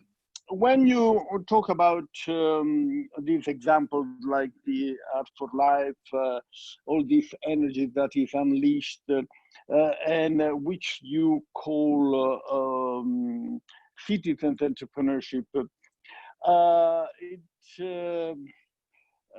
It comes to my mind the book by Edmund Feldt, Master Flourishing. I wonder what the difference between the concept of mass flourishing by Phelps and your concept on citizens' entrepreneurship. I think that's a very good question. Edmund Felt's book on mass flourishing is a very interesting book. There are many things I don't agree with over there in terms of his analysis of the situation, but the thrust of what he's trying to sort of say is extremely interesting and empirically driven, of course. But Edmund Feldt still retains the existing units of analysis. So what he is proposing is that essentially the capitalist mode of production, of distribution, of entrepreneurial activity remains within the units of activity that we have seen so far. So either more and more new small firms being created, more and more new social enterprises being created, more and more governmental and other types of interaction taking place, and technology enabling that to occur. We are saying over here that despite all of that, one of the most dramatic issues that Edmund Feldt only briefly touches upon, and that is that citizens still feel totally disempowered, that even despite all the flourishing of enterprises, all the flourishing of technologies, all the so-called flattening of the economic curve, so to speak, which is, by the way, it's not true at all. The statistics will show that we still feel that by and large, citizens still feel disempowered. And that is evident in all the various different kinds of protests, in the various transactions that ordinary people engage in. And we are saying that, you know, it's all very well having individual enterprises, social enterprises, public agencies, activity, etc. But how do they all engage with, how do they all obtain in a community? In what way does the community and citizens within that community actually have a say in the creation of those ventures, in the deliberation of those ventures, in the governance of the ventures, and most importantly, in the outcomes of the ventures? So to take a very simple example, if you have a firm moving into a particular organization, the dynamic of the transaction that takes place in that particular environment is between the government and the organization. And quite often, as we found very recently in the UK, where you can do trade-offs in relation to housing, which does not benefit the ordinary citizens, despite the fact that there is a government legislation to protect the interests of the citizens. So we are saying that citizens need to be galvanized, supported, and be enabled where possible so that they can act on their own to create this kind of sort of new governance structure, a new organizational approach towards issues that address them. And they can be found particularly in the issues that matter to them, whether that be the environment, whether that be housing, whether that be crime, and whether that, and in all of these examples, we find amazing examples. For example, the resolution of crime in the crime capital of Europe, which is the city of Glasgow, through an approach of epidemiology rather than criminal-related activities. So by involving the citizens who are actually either criminals themselves, but who are affected by crime. And likewise, in all the projects that you've seen so far, it is addressing the citizens being able to address meta-level issues which affect them as part of their ordinary lives. How do they do it? And it is that disengagement that has occurred despite mass flourishing that Edmund Feldt talks about.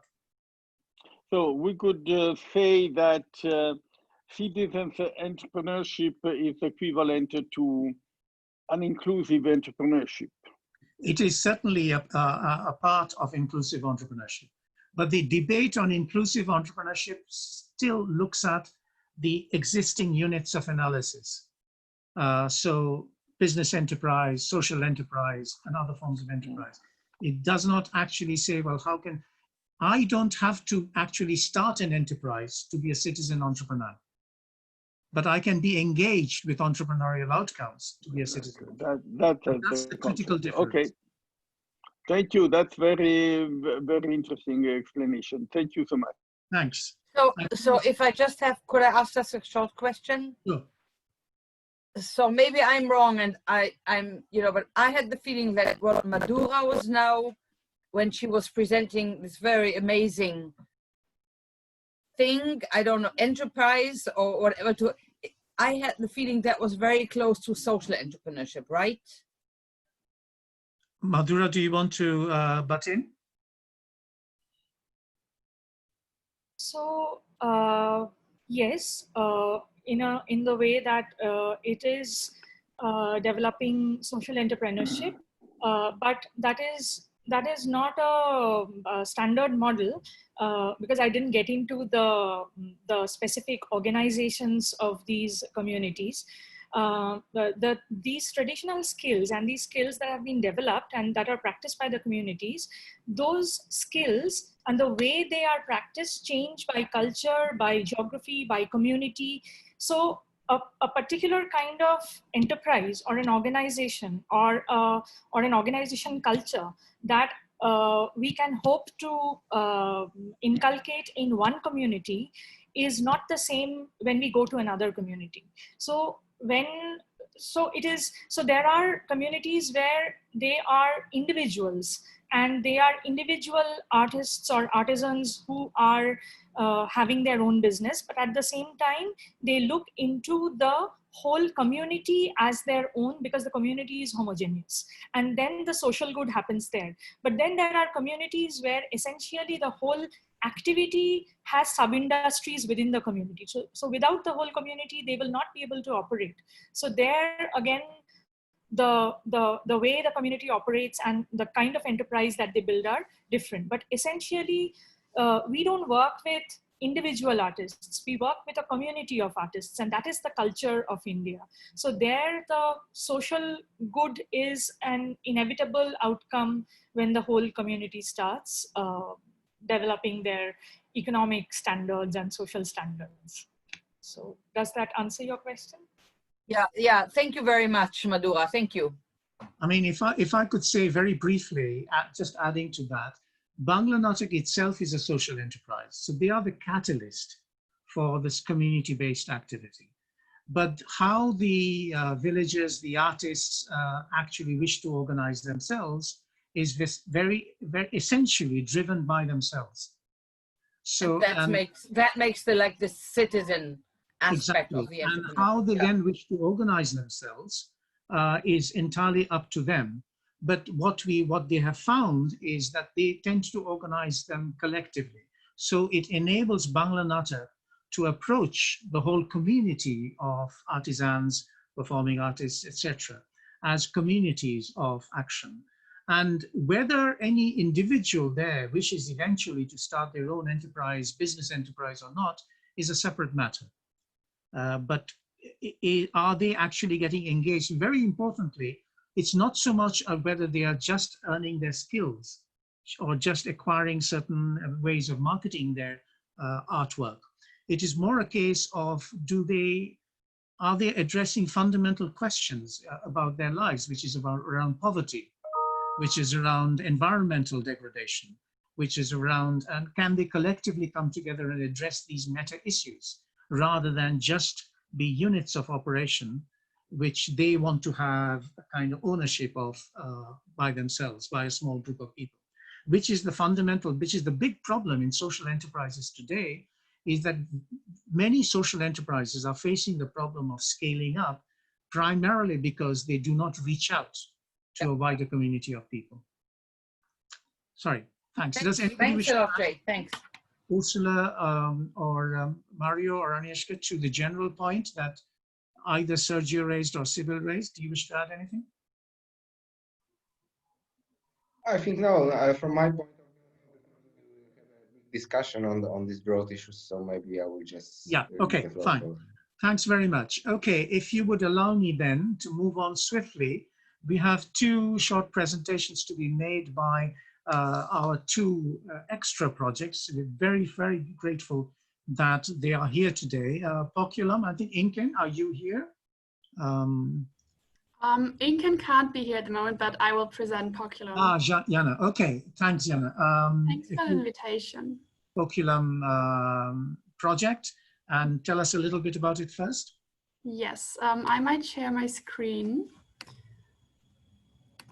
I try to keep it very short. Can you see this presentation? Yes, okay. Yeah, I'm Jana. I'm a student of Leuphana University, and together with 10 other students, I'm working on the project Poculum. I might start with a quote of UN Women because we're working on a rather specific topic. It says, "We recognize that dignity is a highly culture and gender specific term. We therefore argue that sanitation for all, sanitation that serves all genders equally, must be designed and planned explicitly for the unique needs of women and girls." So we're talking about menstruation hygiene actually, and menstruation in general. And maybe the first thing which is important to know is that we are working in a transnational project between Lüneburg or Germany and Bangladesh, specifically Dhaka, which is the capital of Bangladesh. And as I said, we're working on the topic of menstrual hygiene. There are kind of 2 issues about that. So the first one is that there's a lack of education, and also it's quite a taboo to talk about menstruation. So this is something women or people in general don't really talk about. Many girls don't know what happens to their body when they menstruate the first time. And also it's quite difficult to get menstruation hygiene products. So they're either really expensive or not really available in rural areas, which then affects other parts of women's lives. So for example, if they use cloth pads and they're not washed properly, this can affect their health. Or if products leak, they're not able to go to work or school, which then affects issues of gender equity and development and learning. So this is the issue we want to tackle together with our Bangladeshi partners. And as kind of the starting point of the whole project, we see actually a product, which is a menstrual cup. I don't know if all of you heard about this. This is a small silicone cup you insert, and it collects the blood, and then you can empty it, rinse it, and use it again. So this is a reusable product, and this is kind of where our project started. It's usable for women of all body types. It's really healthy and safe to use, so there's no leakage. It doesn't produce much waste because you can use it for up to 10 years. And it's a lot cheaper in the long term as well. So this is really a solution women can use that have no access to other menstrual hygiene products. Yeah, so as I said, the menstrual cup is kind of the starting point of the whole thing. And then we thought about, okay, how can we, how do we want to do this? So the most obvious goal is to establish this cup as an hygiene option for everyone. So this is kind of the entrepreneurial part. We will sell this cup in a financially self-sustaining way. So not much profit, they're quite cheap in production, but of course the project has to be stable somehow. But then what comes on top of that is this community aspect of freeing the topic of menstruation from taboos. So our idea is to connect the selling with talking and education about menstruation. So this is about education about what happens to your body, so the biological aspects, how can I deal with this, and also the breaking taboos by normalizing talking about it. And by doing so, the idea is that we contribute to this broader idea of empowering women and bringing gender equity forward, because if they solve this rather small issue of menstrual hygiene, they can fulfill other things like working or going to school better. Yeah, maybe as a short context, we're part of a larger network which is called Enactors. which is a student initiative. They're rather similar in the ideas. So the idea is that students form or connect each other to form projects that want to tackle social or ecological problems. This can be rather local or also in the transnational aspect. And we always have this idea of doing the whole thing in an entrepreneurial way, so that we don't depend on funding, but that the project is financially self-sustaining. Just that you get this contact. And then maybe what's interesting, so what's our current status? What are we doing actually? Because we're still in kind of a build-up phase. Of course, we started in an orientation and network building. So we built a network in Bangladesh, Dhaka, of course. We have a main partner, which is CMMS. They're a research center in Dhaka, and they start projects and researches about gender equity, mainly by targeting and educating men, actually. But they started, or they're really interested in this concept and working with us. And then also cup producers, citizens in Germany. We're working in German schools, actually. So we have different partners in Germany and Bangladesh that we're working with. And then our current point is actually a field study in order to see how this whole idea can be scaled up. So the idea is that 450 women will get a cup, and they will use it and report on how they experience it, who they talk about it, where would they buy it. So this is kind of a broad issue, and then based on this we will scale up the whole project. So we will start a local sale, first probably in local stores, but then the idea is that women can buy several cups themselves and distribute it among their friends and families. So then we have kind of this private space. They can talk about the issue. There's this breaking of taboo thing where you can talk to people you trust and you know, but also, of course, the distribution of cups. And if this is working quite well, we want to expand to selling and distributing in other regions. This will need some time, of course, but this is kind of the process we're doing.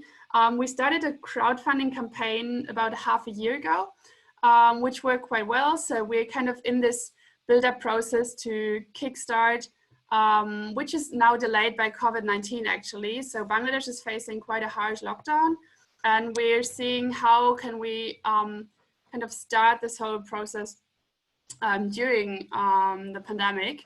But yeah, I think this is a good first overview, and I'm happy to answer questions. I think Tanya, which is also a member of our project, is also part of the call today, so she might assist if you have any questions.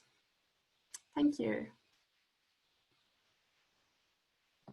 Excellent. Thank you very much for that, Yanya. And if I may move on quickly to the Mosaic project. Who's presenting the Mosaic project? Andrea, hi. Yeah. Hi, everyone. Thank you for the invitation. I'm the actually volunteer from Latin America. I'm from Ecuador. So I'm going to present Mosaic this time. I want to share the screen also.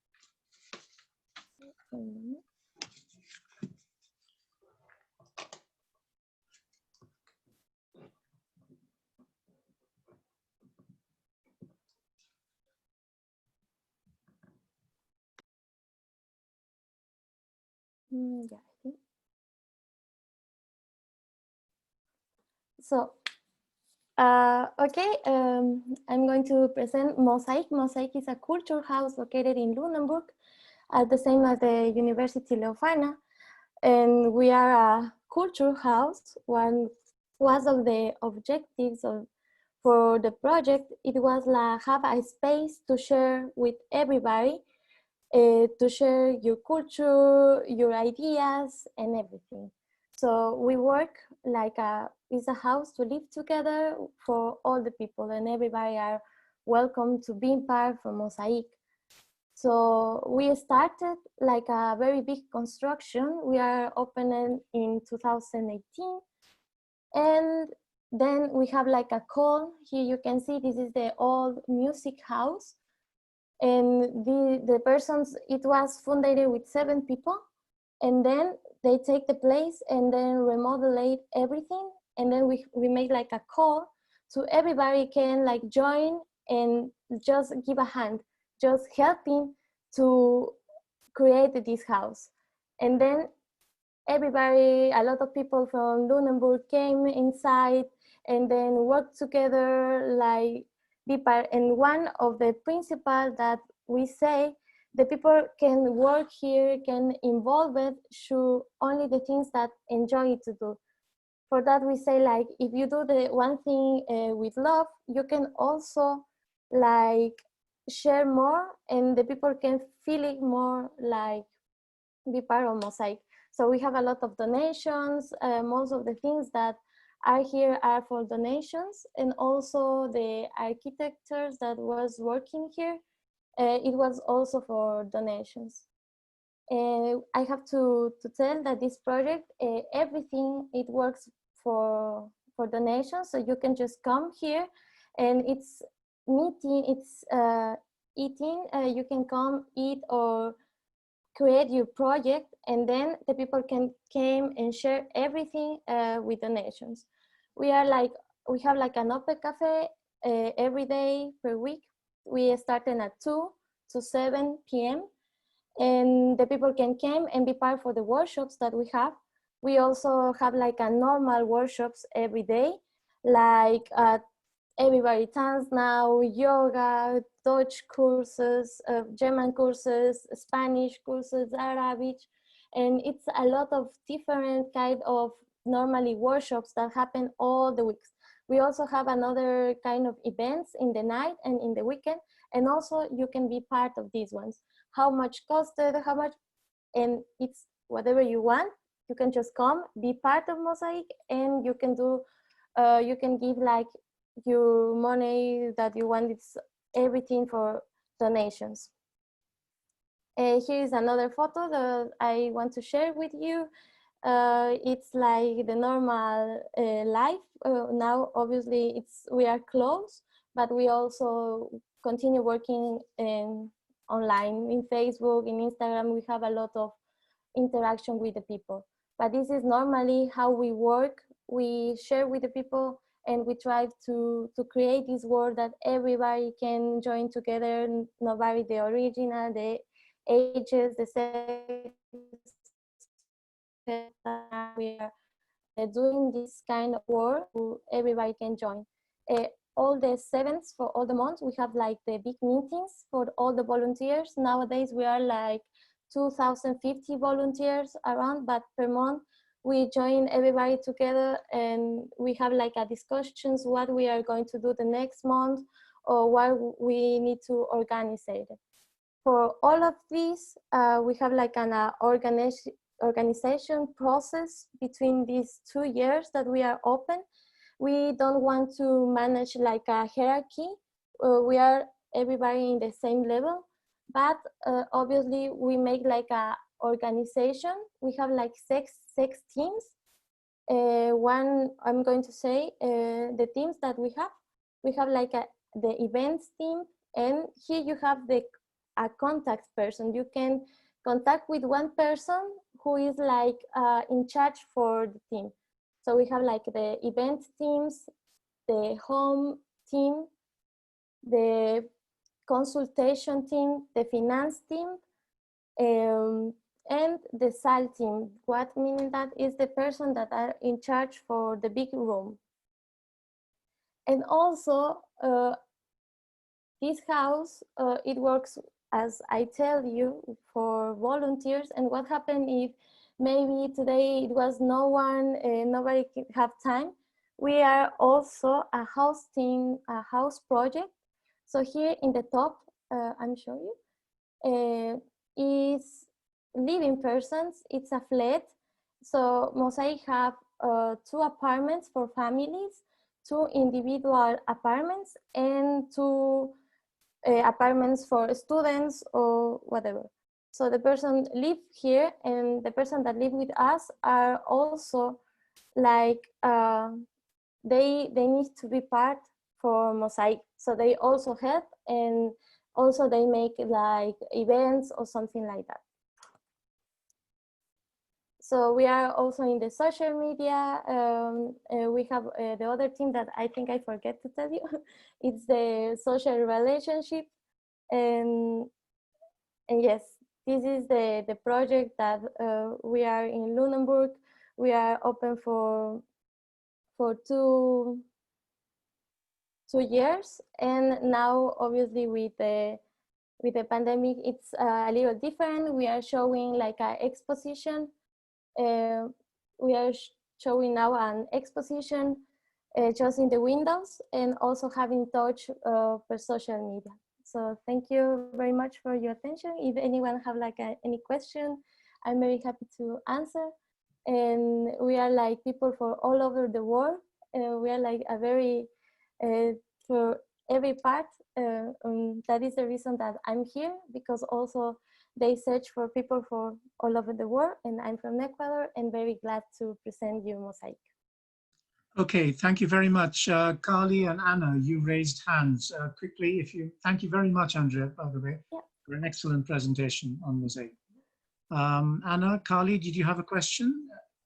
No, sorry, I just forgot to put my hand down. Okay, right. You raised your hand because you were excited by everything that's happening, which is good. Nice to sort of see that.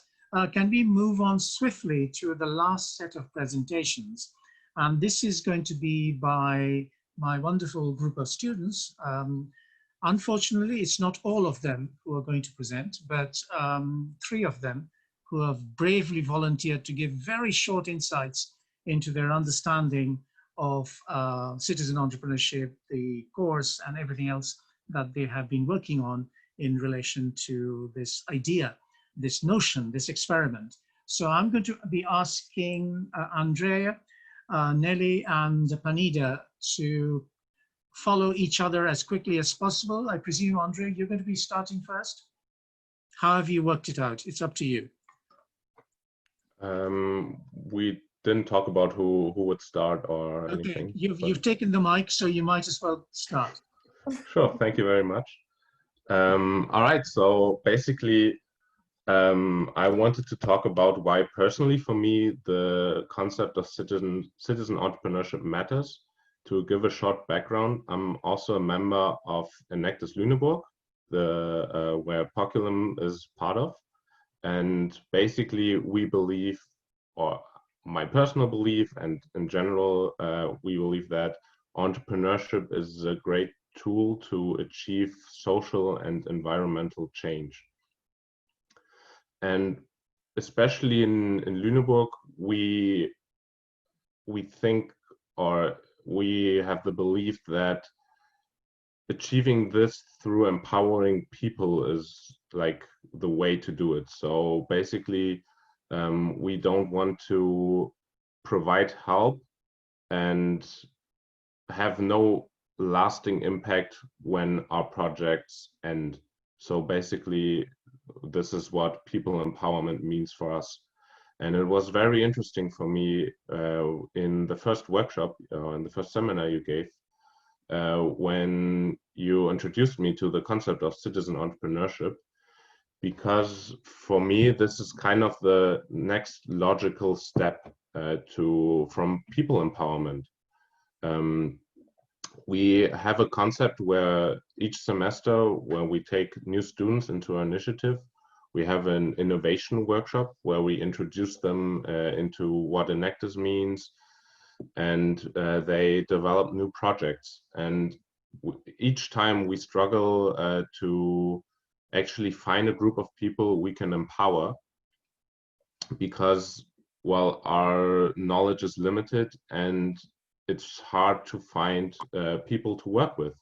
So this is why I really appreciate and find the concept of citizen entrepreneurship so great, because it is an integrated way to do entrepreneurship and to involve as many people as possible.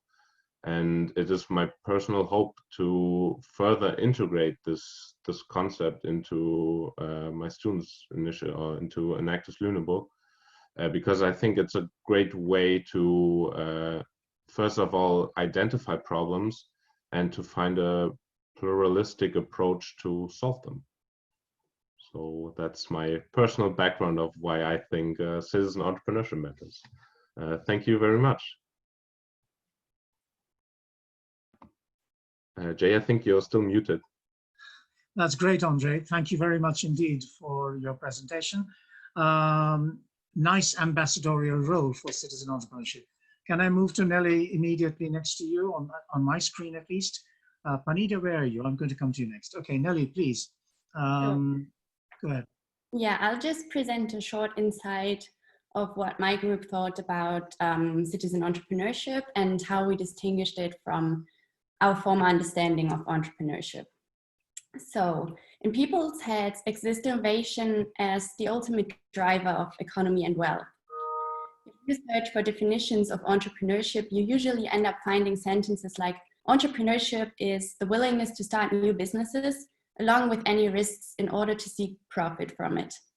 The same thing holds for innovation, which is said to be crucial for the success of any organization. Of course, we cannot deny the central role that innovation certainly plays in any kind of entrepreneurial action and how it improves our daily lives. But shouldn't we change the way we consider entrepreneurial innovation to simply be a driving force behind profit maximization? Worldwide, the belief is persistent that without innovation, your organization won't be able to maximize profits and hence is probably not going to sustain long term. In the last decade, we could observe an extreme development in technology, infrastructure, and communication. These innovations certainly did benefit that part of the world that had access to newly developed technologies and is able to use them daily in a way that makes life easier. But first world progress also led to environmental pollution, exploitation of resources, and a further growing gap between the rich and the poor. A huge part of the world's population does not at all savor any benefits from that kind of wide entrepreneurial innovation. At this point, the thought of innovation as a social good and entrepreneurship that is done at a more regional level, in our opinion, fits really well. Don't we have to ask us what the most relevant problems of our time are? Should we really focus on coming up with the next lucky idea that will bring us as founders great private economic wealth and recognition? In my opinion, we should not. In order to tackle bigger future problems like the UN Sustainable Development Goals, it is necessary to not just work with a small team of qualified entrepreneurs, but to mobilize whole communities, if not a worldwide network of citizens, to work on solutions and to cooperate in its regional implementation. The complexity of these problems demands for multiple and diverse perspectives and for people to be open to learn along the process. I think that if we want to fight problems like poverty, hunger, or reduce climate change with the possibility to generate and use energy sustainably, a new and again more sustainable approach to entrepreneurship, such as that of citizen entrepreneurship, is important if not necessary. This, of course, requires a new way of thinking to be able to let go of profit maximization as the ultimate goal behind entrepreneurship and the development of new ideas. Private gain cannot be the main driving force behind a solution that should benefit citizens worldwide, not just a few. It cannot be the motivation to just be productive and competitive if the developed solutions that solve complex problems and fight phenomena like climate change in the long run. Hence, we raise the question if it is time to rethink our understanding of entrepreneurship just as proposed by the concept of citizen entrepreneurship. Isn't the current definition of entrepreneurship partly outdated by the more social, inclusive, and sustainable approach that citizen entrepreneurship has to offer? I want to make clear that striving for innovation is of course desirable, but it is citizen engagement that has to be implemented to solve complex problems. Innovation for sure still does play a central role. It simply should be looked at from a different perspective and has to be made accessible differently. For example, through the more regional characteristic of citizen entrepreneurship and its projects. If innovation can be transformed into a social good so that people worldwide can access new knowledge and implement developed technologies, social benefit could be maximized and we might be able to meet worldwide challenges. Thank you. Thank you very much indeed, Nelly, for another very fine exposition of your understanding of citizen entrepreneurship and flying the flag very well. Last but not least, if I may turn to Panida for your take on citizen entrepreneurship.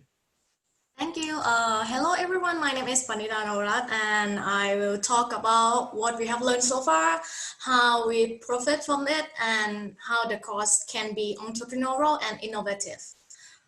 Citizen entrepreneurship has brought us new insight and broadened our view on what entrepreneurship can be. We have learned the meaning and value and extend our understanding on the concept, which is fitting and corresponding to the current situation we are all in. By utilizing critical thinking and knowing how to ask critical questions, we acquire the knowledge to practice citizen entrepreneurship as a means to help and make positive changes in the economy, environment, and society.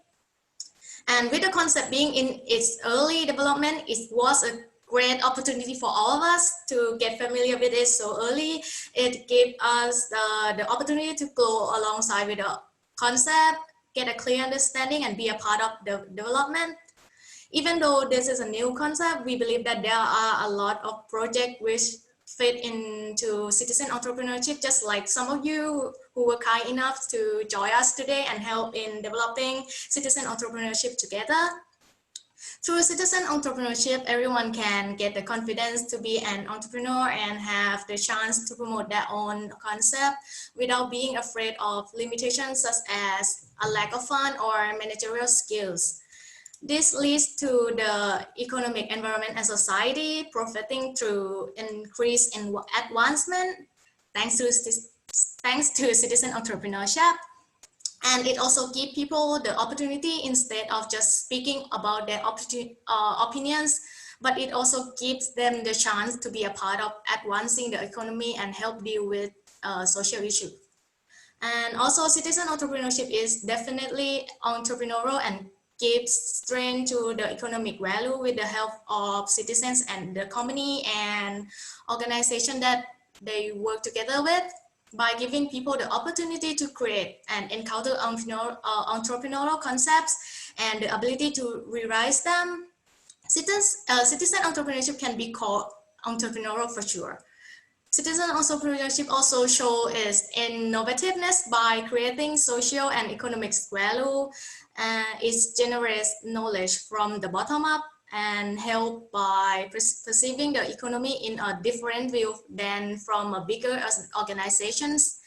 This means citizen entrepreneurship can be useful in seeing the overall state and better review what is needed for the community and environment. Through this is promote in producing new concepts, project, and even idea or the opportunity to improve the economy, environment, and society. So for everyone that joined today's workshop and is part in developing this new concept, I hope that you got some new information and ideas. I hope that you enjoy this workshop and become a part of developing our community, environment, and society. Thank you.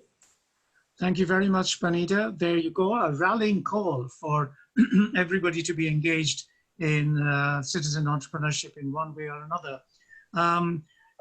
Of course, these are all, I mean, I must thank you to all of you, Andre, Nelly, and Panida, for your presentations. I have to admit that this was quite accidentally a very nice rehearsal for something they're going to be doing tomorrow as part of their assessment, formal assessment of their studies on citizen entrepreneurship. So they are, hopefully this would be a nice preparation for that as well. So anyway, thank you very much. That comes to come to the end of all our presentations so far. And just to quickly summarize what we have covered, I think you have seen that each of the projects address some critical themes which affect community interests, which affect the wider social interest, whether it's about working life in the Platts project, whether it's about the habitat and the immediate environment in socially engaged, whether it's about art, culture, and livelihood in the Bangla Natak Art for Life case, or whether indeed it's about gender and health in relation to the Poculum project, or indeed in terms of housing needs as far as Mosaic is concerned. These, all of them are addressing big issues. And I know that amongst the more enlightened business entrepreneurs, that they also have big missions at the back of their minds, but it is impossible for them to necessarily achieve those missions unless they can engage with the wider community and get involved with citizens who can support, provide the necessary scaffolding for all of this. So for each of these kinds of citizen entrepreneurship projects, we need catalysts. And you've seen the catalyst may be the social enterprise, the catalyst may be government, the catalyst may be a corporate sector representation, or indeed the catalyst could be the people themselves. And at the end of the day, they create value, a value which is environmental, value which is economic, value which is social, and value at the end of the day which is about their well-being, the kind of overarching value that we find. And in all the examples, as we have demonstrated so far, this is, if you like, a global, potentially a global movement, which we can capture within the field of entrepreneurship by extending the scope of entrepreneurship as best as we can. So that's how I summarize it, but I think we need to move beyond the summary, and by seeing and addressing issues and questions that you have and ideas that you have. And to lead that, I'm going to hand things over to my colleague Agnieszka Kruseva, who will be leading the discussions of that day. And before I do, I was just going to suggest that maybe we could have a 5-minute comfort break. But you know, the advantages of Zoom is that you can switch off and nobody will see you taking a comfort break. And so we can still continue as freely as possible without necessarily having to break up the momentum of things that are going on. I know we have been talking for quite some time, but I think now we are going to be engaged collectively in this mission of citizen entrepreneurship. So, Agnieszka, the floor is yours. Thank you, Jay. Thank you, Jay, for letting me moderate. We start now even more active part of the workshop, because I must say that it is active from the very first sentence. I am 100% sure that we all already generated awareness of citizen entrepreneurship phenomenon, and I think that's the biggest value here. We heard a very well structured kind of a motivation talk from you, Jay, why the topic is important, why it is actual, together also, of course, with a very solid theoretical introduction, which was further illustrated by 5 very different but extremely inspiring cases. I'm very, very amazed what you all do all over the world. World is beautiful, really. Thank you. We have learned from the theoretical part at the beginning of the workshop that the theoretical approach of the study, which what Jay was introducing, is built upon 3 silos of knowledge, which is capabilities approach. Actually, it's a socially created capabilities. The second is urban commons, and the third one is social innovation, or innovation as a social good. As Jay was repeating, a combinatorial approach to construct the essential framework for citizen entrepreneurship was used. Therefore, I thought that as an initial part of a discussion, it would be interesting to hear from the case study presenters, or actually from the researchers involved or in charge of the cases, some further reflections relating to socially created capabilities, urban commons, and social innovation in context of a particular case. It seems to me that they are all present, that these 3 silos of knowledge, that they are present in each case. but other necessary element of citizen entrepreneurship in your view, which element was most evident? How the case is broadening or maybe limiting the proposed framework, where we as a researcher should pour more attention? This question is more is relating to the fit between the theoretical framework and the real life. So if you could comment whether you are aware, are you seeing these three silos of knowledge, and what is your view on it? It would be awesome. I'm just thinking how I should organize it. If you raise hands, I think it would be the easiest way to do it. So I'm inviting you for your initial comments, how our theory fits the cases in light of these three parts. Any volunteer to start? I could start. Okay, perfect. Thank you.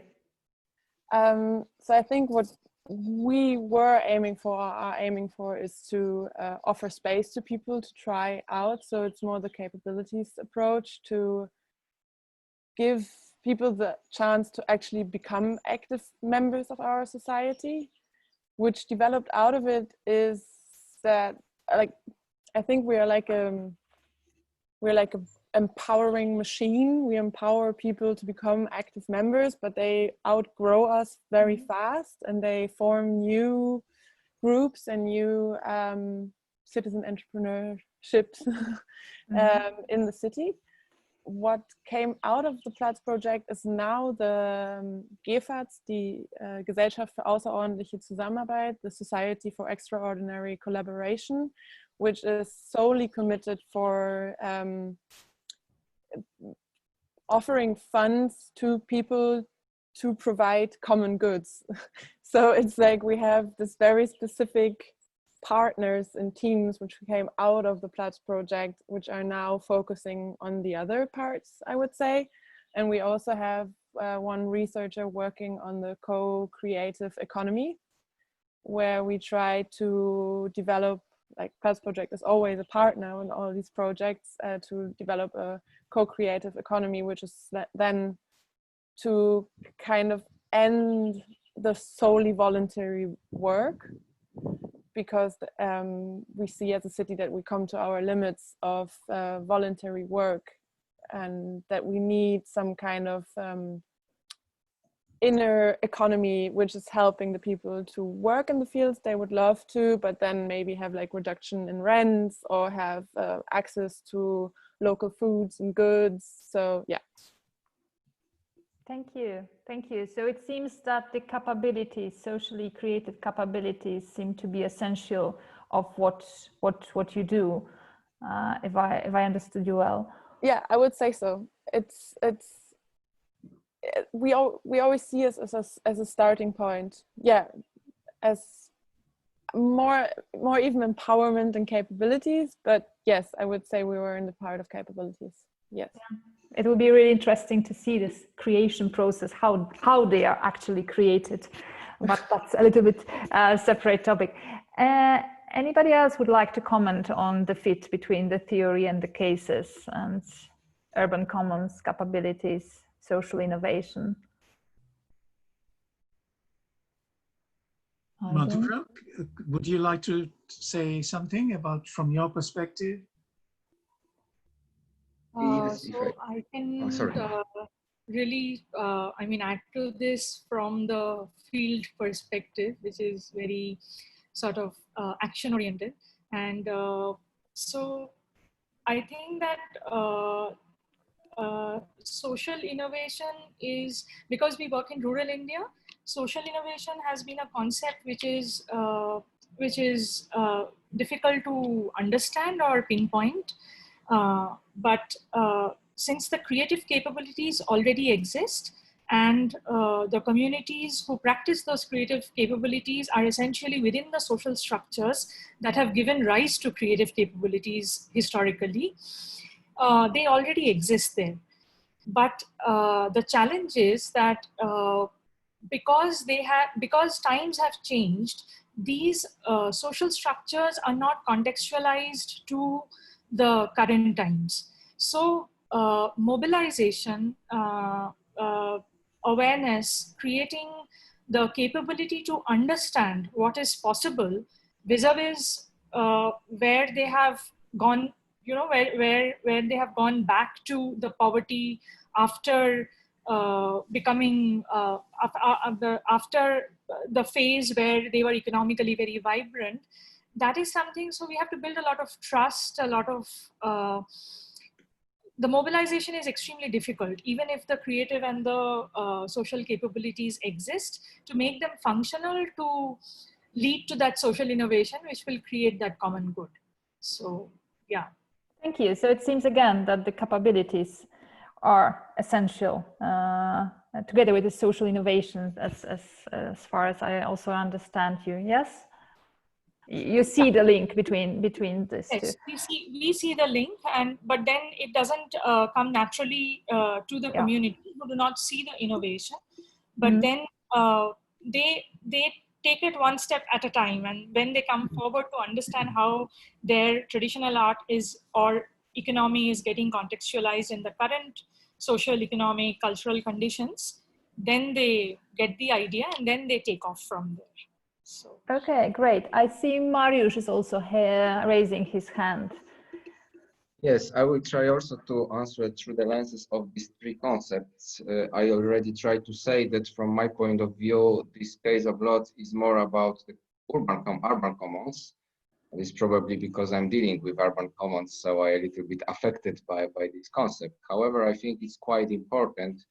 You know, urban commons is something in between very public goods, which are purely for everyone, and very private goods, which are just for one household, one man, one woman, etc.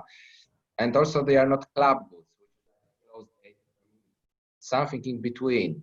It's for just small community of people that are dealing with the space around them, and this appears there for sure. This concept is quite important.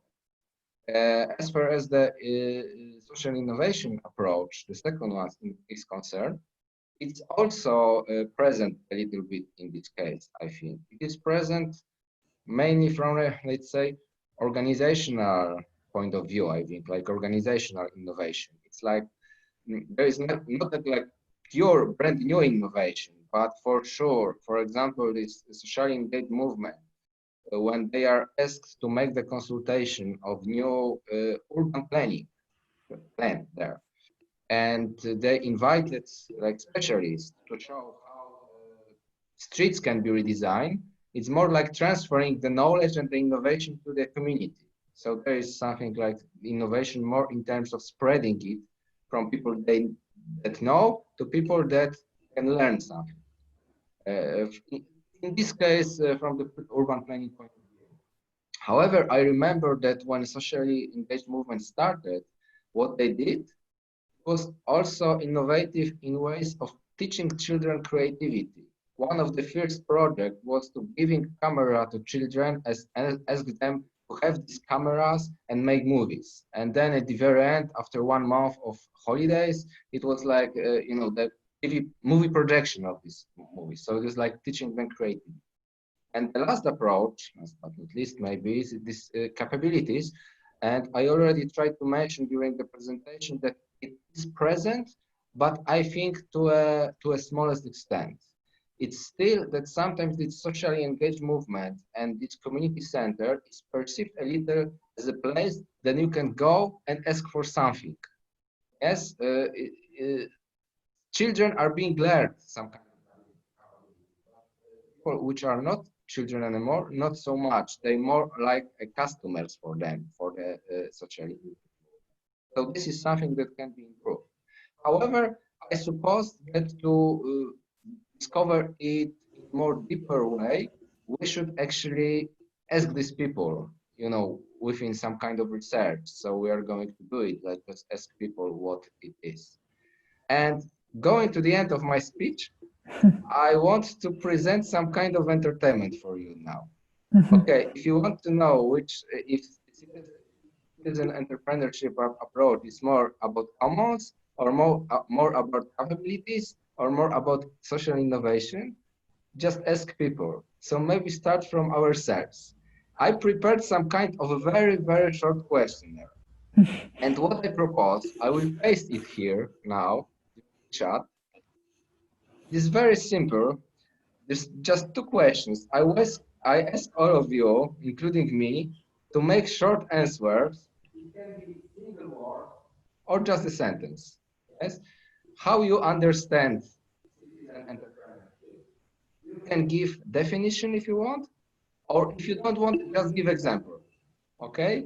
And the second question is what you for sure know that it's not citizen entrepreneurship.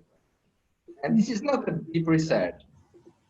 What I will do, I will just collect the answers within the next 15 minutes. I will close the form and I will make a word cloud of these two questions. Okay? Can we play like this? Fantastic. You do job for me. Fantastic. Okay. Thank you. So I'm really curious. Do it. Yeah, I Thank see you. that the links are in the chat. So yes, the questions, there's one more small spelling mistake, but anyway, the questions are perfect. And I also encourage everybody to fill in the form.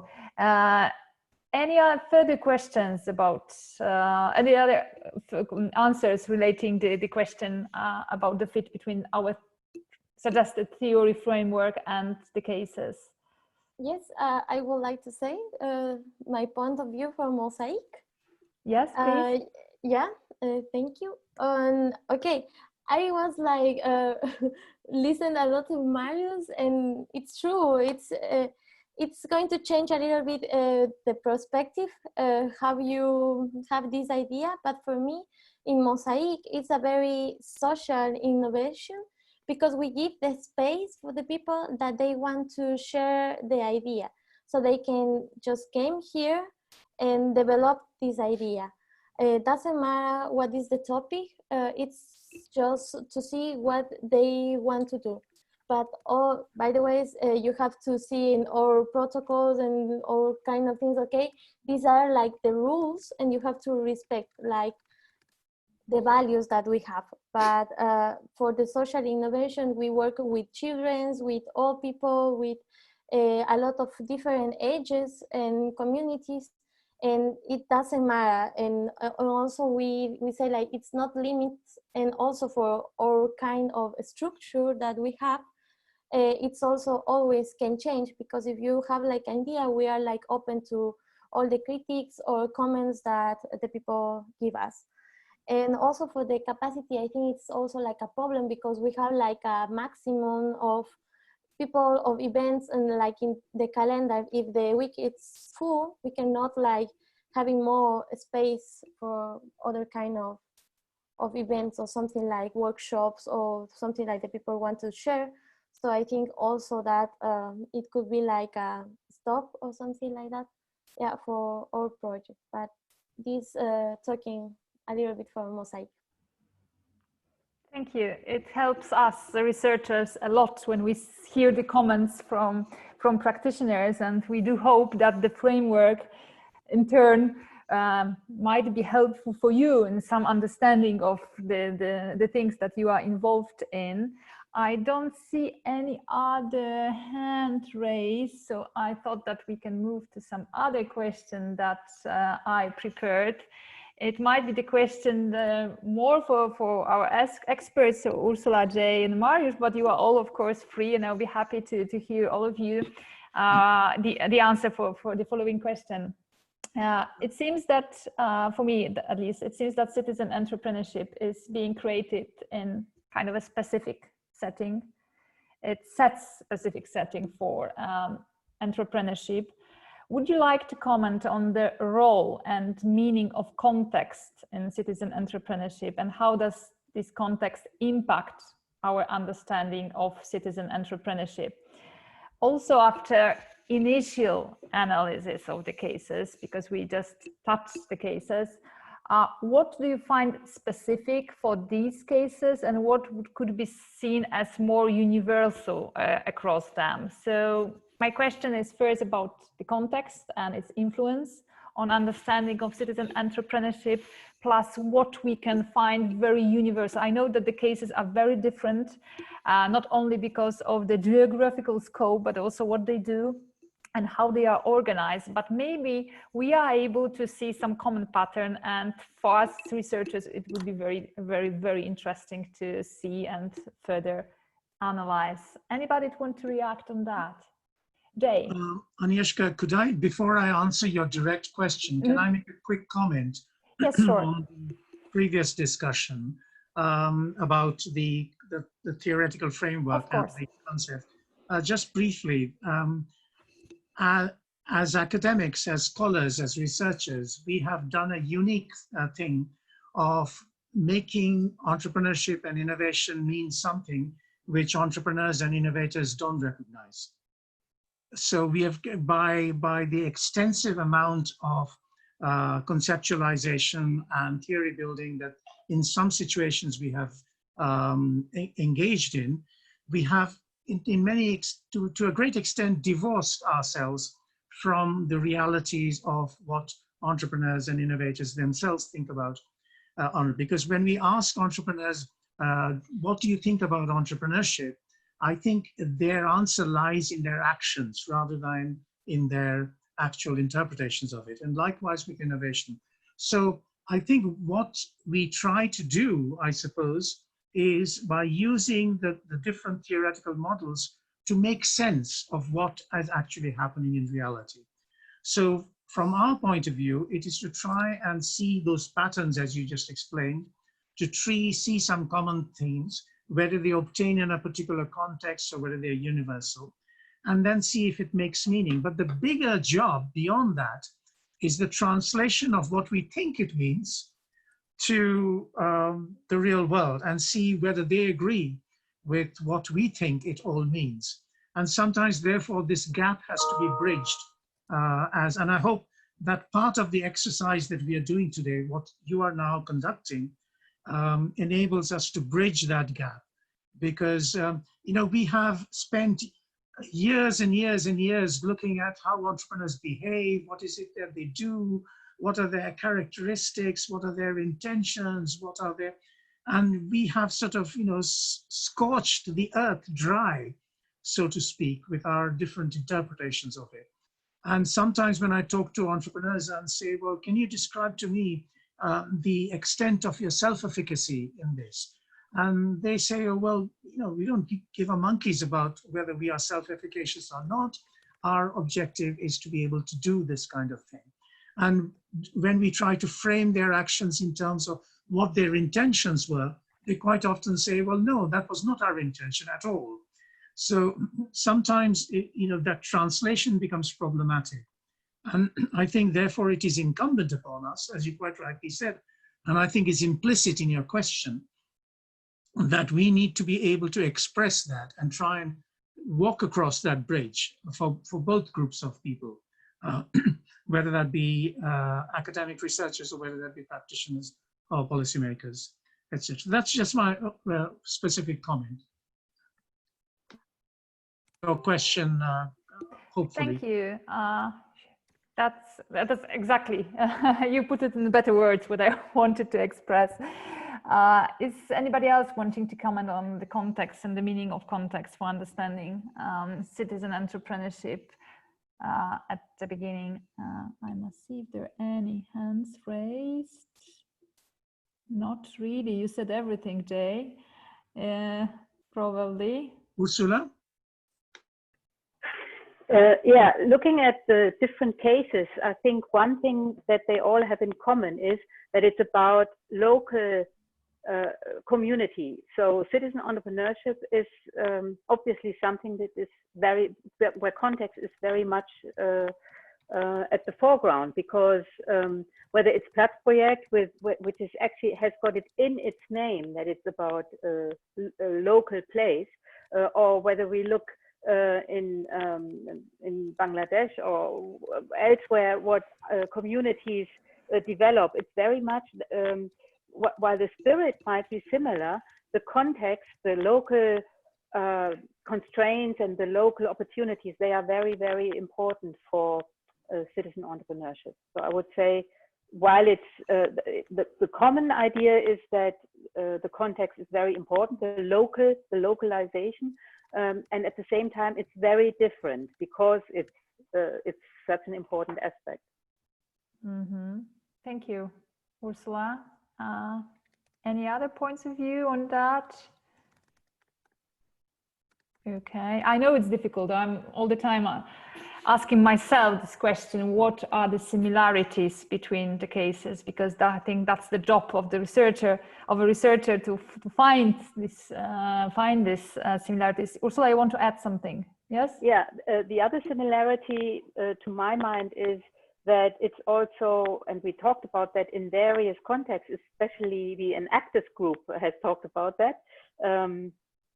So Andre, Nele, and Panida, they have talked about that, that it's not about the common idea of profit and growth of a business, but it is about something else. It's about, and that involves a change of mindset, because actually all companies, most companies, maybe we can never say all, but most companies are really dedicated to that market logic and to that idea of making profit. And citizen entrepreneurship is not about that. It's about some different aims. So the goals are very different from the typical entrepreneurship mindset. I think that Nele put it quite well when she said innovation and entrepreneurship, the literature is about growth, it's about risking something to make profit, or innovation to make profit. And actually citizen entrepreneurship is not about that. It's a different mindset. It's about, and again, the goals differ, but the common theme is that it differs from the market logic that we see as dominant in many, many contexts. Thank you, Ursula. Actually, it gives a smooth bridge to the next question I prepared, because if we don't talk about profits, growth so much, it's natural that we think about our today's situation as an economy, as a society. And what is my question? The next question I prepared for all of you is that there is an ongoing debate in general in social science on scientific rigor and practical relevance gap. Probably in the case of this project, it's a little bit too early to discuss the rigor, but I would like to be utmost interesting for me to know your views on the relevance of the concept of citizen entrepreneurship, reflecting on the current political, social, economic situation. So what you just addressed, Ursula, why it is important to talk about entrepreneurship, citizen entrepreneurship now. What is the value added? You partly answered this question, but I think that many of us can, and the students, when you were talking about your insights, your reflections about the course and about the phenomenon, you also addressed it a bit, but that would be interesting to know. So why it is relevant now? Why this need for a new concept is suitable now? Anybody interested in following my thoughts and answering or commenting? Or you are filling the forms? I could make a comment on that. Oh, thank you. One thing that struck me when Jay was introducing the subject, and it relates to the question you just asked, is that how does citizen entrepreneurship relate to the challenges to political structures that are currently in evidence? I mean, we have Black Lives Matter most recently. There are movements all over the world that reflect that. And it seems to me that you could argue that there's some link between citizen entrepreneurship and parts of anarchist philosophy, in that it comes from local contexts and local people making their own, in some sense, making their own rules, making their own communities. And so I suppose my thought is that I wonder whether there's a tension between the governance and talking about initiatives to encourage citizen entrepreneurship and the nature of how it actually evolves. So, in other words, is it something that we have to do at a local, individual, regional level, rather than look at governmental initiatives or policy moves to encourage it? I don't know what you or anybody else would think about that. Thank you. Yeah, I see it in a very similar as you do. There is a big crisis of many other, let's say, institutions like the government, yes, even NGOs, even social entrepreneurship. So this is, as somebody else mentioned it today, that it is a next step, next kind of phenomenon that might be helpful in solving our problems, which are growing. That's how I see it, but maybe somebody else is ready to comment on that. Is it why now it happens? Why? Because citizen is, as also Jay said at the beginning, it's not a new concept, citizen engagement, but now, why now it's so relevant to discuss it? Or maybe not relevant, maybe this is just our view. So if you could comment on that, that would be really nice for us to have some extra arguments. Yes, please. So I can only say it from a Middle European Western perspective. I think that's very important to say that that we are living now, or like my generation is living in a pretty globalized world, and we see the many problems that come with it, like the understanding of a global situation, but also understanding that we cannot change the global perspective, that we have to act locally to make a difference, also on a global scale. But that's why I also agree with John Edmondson that there's a very anarchist approach to it, to say that we have to act locally, but not forget our responsibility, of course, for the whole global world we're living in. But I think there's that my generation is very overwhelmed by all the information we get on a global scale, and that we try to reduce this kind of information flood in a way, and try to become to see how we can change something, because we are overwhelmed by the global. Yeah. Thank you. I can't see anybody else. Yeah, Madhura wants to make a comment. Yeah. Okay. I can, it just occurred to me from perspective of India. One thing I think is that fulfilling social responsibilities in terms of understanding the problems and acting on the collective needs was always there in some form or the other. For example, in our country, there is something called corporate social responsibility, which has become a very organized movement right now. But before even this concept came in, the Tatas used to actually do such things because the collective good was important for them to run their factories and businesses in different places, which also gave return to the communities.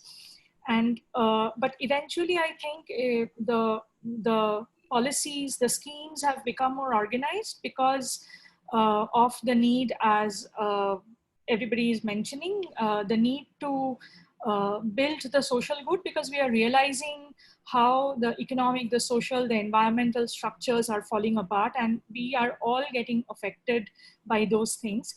And I also think that people like us who are sort of working in the field, we are, as Professor Mitro rightly pointed out, we are always in the action. We are just doing the things. And one thing is not working out, we are doing something else. That is not working out, we are doing something else. We are not consciously building the evidence or the documentation or the case studies of those things. Now, probably we are, but that is not in the regular habit.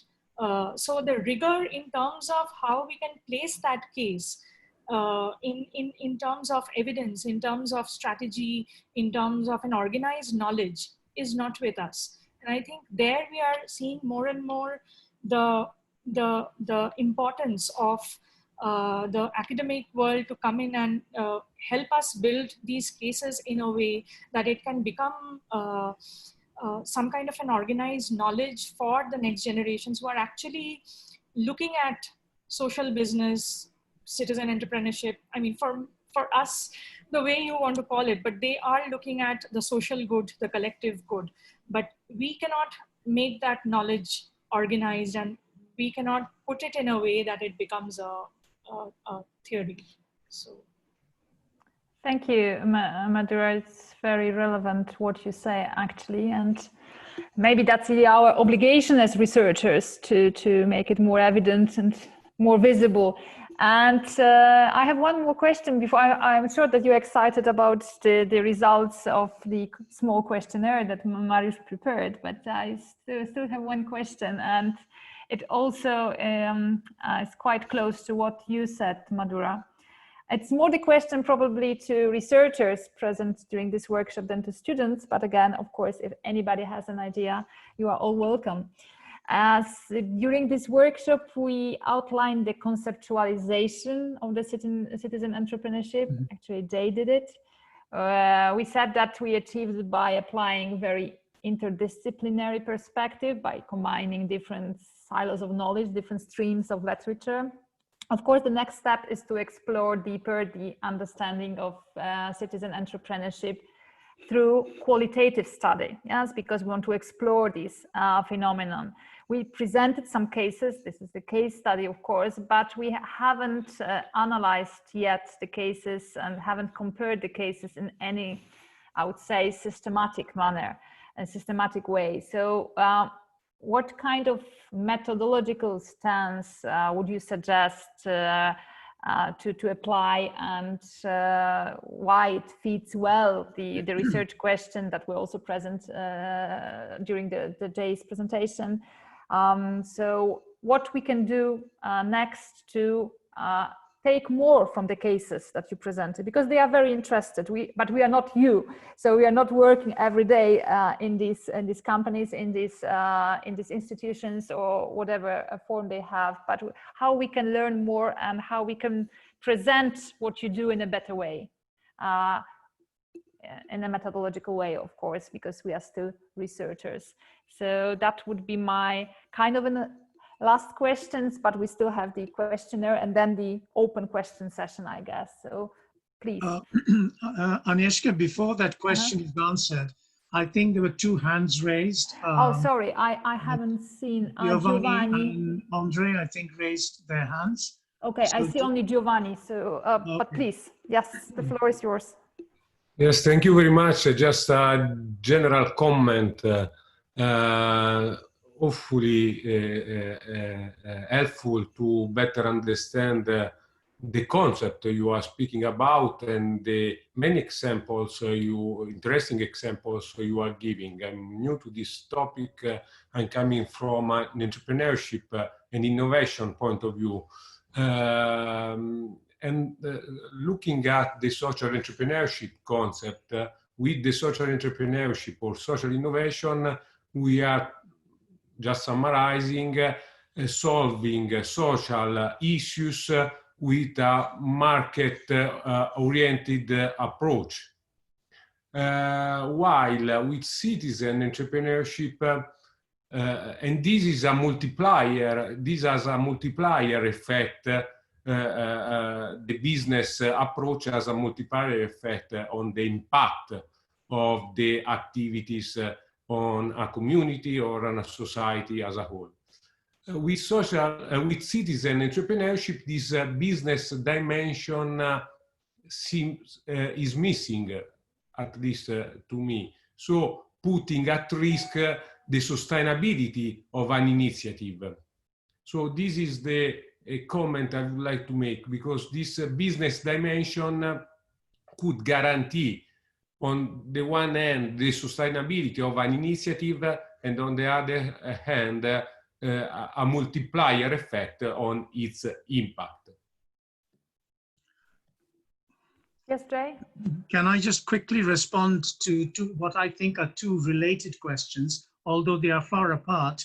It's Giovanni's point about the business dimension and John Edmondson's comment about a sense of anarchism, if you like, that can be found in the notion of citizen entrepreneurship, or anarchist theory can be invoked to explain this phenomenon. I think the first and foremost thing that I would like to sort of say is that citizen entrepreneurship does not, and I mean it very clearly, does not exclude business entrepreneurship, social entrepreneurship, or even public entrepreneurship. In other words, what it's saying is that all of these entrepreneurial forms can obtain, can be performed, and they are performed by individuals or teams or groups of people with whatever motivation they may have. And they may have a purely private gain motivation, they may have a social objective, as in social enterprises. All of those things can obtain, or in the public sector's case, with public enterprise, to ensure that public goods are made available as widely as possible to people. What we're saying is that what in each of these forms of enterprise, what does it actually do at the end of the day for society, for the wider community of people? Why is it that despite the technological success of many enterprises, the so-called gazelles, the so-called high-impact firms, why is it that despite a significant growth in self-employment and new business creation across the world, and why is it that despite the rise of social enterprises, each of these communities remain fragile? Why is it that people feel so disenfranchised? Is it just because they don't have jobs to go to? Is it just because they feel that they cannot make any decisions themselves? And we are saying that each of these forms of enterprise ultimately, whether they think about it or not, address fundamental questions about who we are and what we are about in our environment, in our housing, in our climate change issues, in terms of where we work and how we work. Each of these big issues, we cannot simply leave it to the hands of individual entrepreneurs, business or social entrepreneurs themselves. Citizens, if they are not engaged in the process of thinking about these issues, of addressing these issues in terms of what impact they can have, citizens in terms of actually informing the business enterprise, the social enterprise, how they could cultivate a better approach to climate change by doing what they're doing, and in some cases offering initiatives, ideas about how to address them. For example, citizens are often the best source of local knowledge, and that can help in recruitment of people, that can help in terms of doing surveys, that can help in terms of generating ideas. But if you leave it there, they are not involved in the governance of the design of the society in which we all want to live. So it is not necessary for citizen entrepreneurship organization or citizen entrepreneurship activity to have a specific business dimension. That's happening. That is occurring anyway. The idea behind citizen entrepreneurship is to ask the question, what is it that the business does which affects our lives? Whether that is as a result of climate, impact on the climate, impact on poverty, impact on housing, or whatever it might be, or about de-skilling. That is the fundamental question.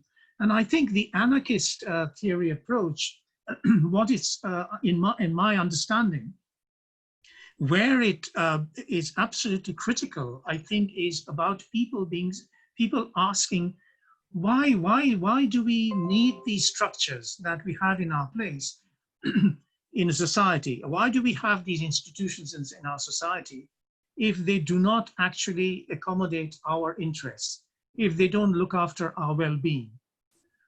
We have to somehow get involved in it. And I think Jean-Marie talked about the impact of globalization.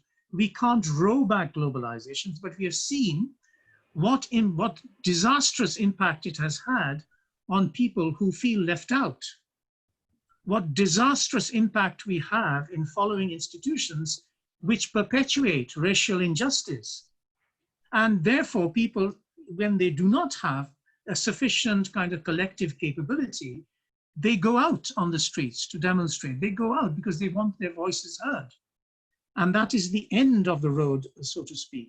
So what we need to take from that anarchist way of thinking is how best can we organize society. So, which, for example, in relation to Black Lives Matter, for example, or some of the other movements that have occurred lately, is to sort of say, well, yes, Black Lives Matter, and to make the point about where it matters, to make the point about that it matters in terms of the environment we live in, it matters in terms of the work we do, it matters in terms of the effect of our climate on our lives, because we feel disenfranchised from that process.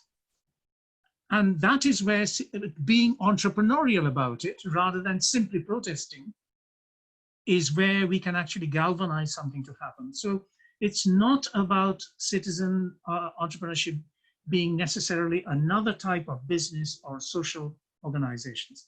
And the critical difference, I had a question sent to me personally on, I think, on what really is the difference with social enterprises.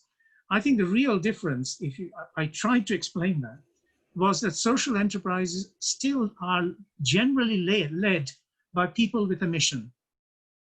One or two or three individuals who lead with a mission, with an objective. And eventually they try to reach out to society through their actions.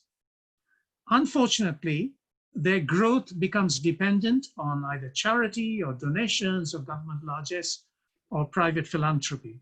And quite often that dries out in certain situations, as it's happening right now.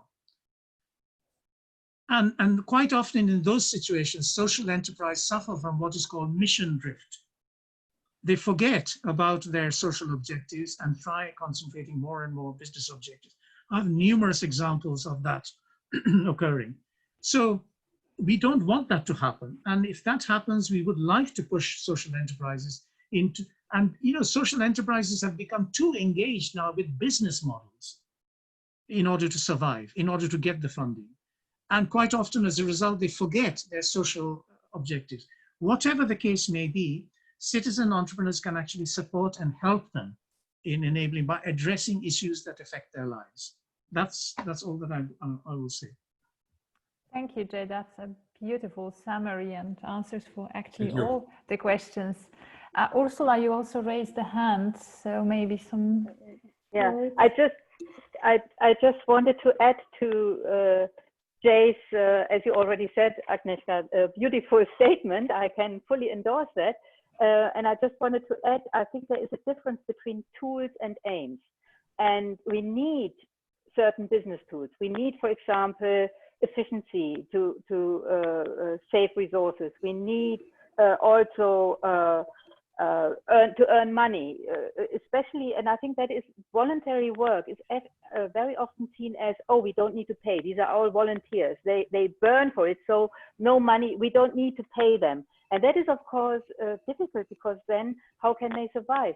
They have to balance the whole time their commitment for a good cause, and on the other hand, their job. And therefore, I think the tools of business we need, but we need different aims. We need this well-being aim instead of this this aim of maximizing profit or growing the business. And so I think that is a very, very important difference also that we try to discuss with students. It's economic thinking is not the problem. The problem is the mindset that maximizes profit, that focuses on growth instead of the genuine benefits that a company can produce, and the well-being. And I think the well-being is actually a very good term, because it covers all kinds of situations apart from profit maximization. I mean, not profit maximization, but apart from that, it covers a range of very worthwhile goals. And that's why I think, yes, we do need economics, we do need business thinking, but not, I repeat myself, I know, but I think that's a very strong motivation also for me to be in business administration to use tools, but to make a better world and not to make better profit. So I think that's an important issue. Thank you, Ursula. I hope that there are more and more people and academics thinking in a similar way, but the course of citizen entrepreneurship is a right step towards not educating only Homo economicus, but people having a little bit more to offer. I think, Marius, are you ready with the results of the forms? And then there will be probably time for one maybe question from the audience, maybe two, because we are like 9 minutes, 10 minutes left. Marius, are you ready? Yes? Yes, I am ready. I can present it. Before I do it, I just might make one small remark concerning the citizen entrepreneurship approach. What I think this approach covers some kind of attitudes and approaches that actually they can open the potential that is hidden within small communities. You know, there are many people who will never be, you know, the officers in public authorities because they don't like, because they don't want, because they are not well educated for this purpose, for example, etc. There are many people who will never run a classical business because they don't like, because they have other opportunities and needs, etc. But in the middle, there are many concepts, like there are many people who just ask to do something for the neighborhood, for example, or for the local culture. Just ask and engage, and supported by, you know, even your neighbor, just reveals and opens the potential of people that would never be actually launched if there is no proposal from this entrepreneurial approach in the social and commons sense.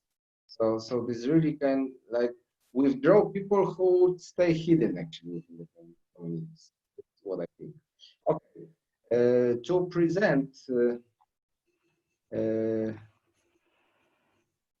I will share my screen.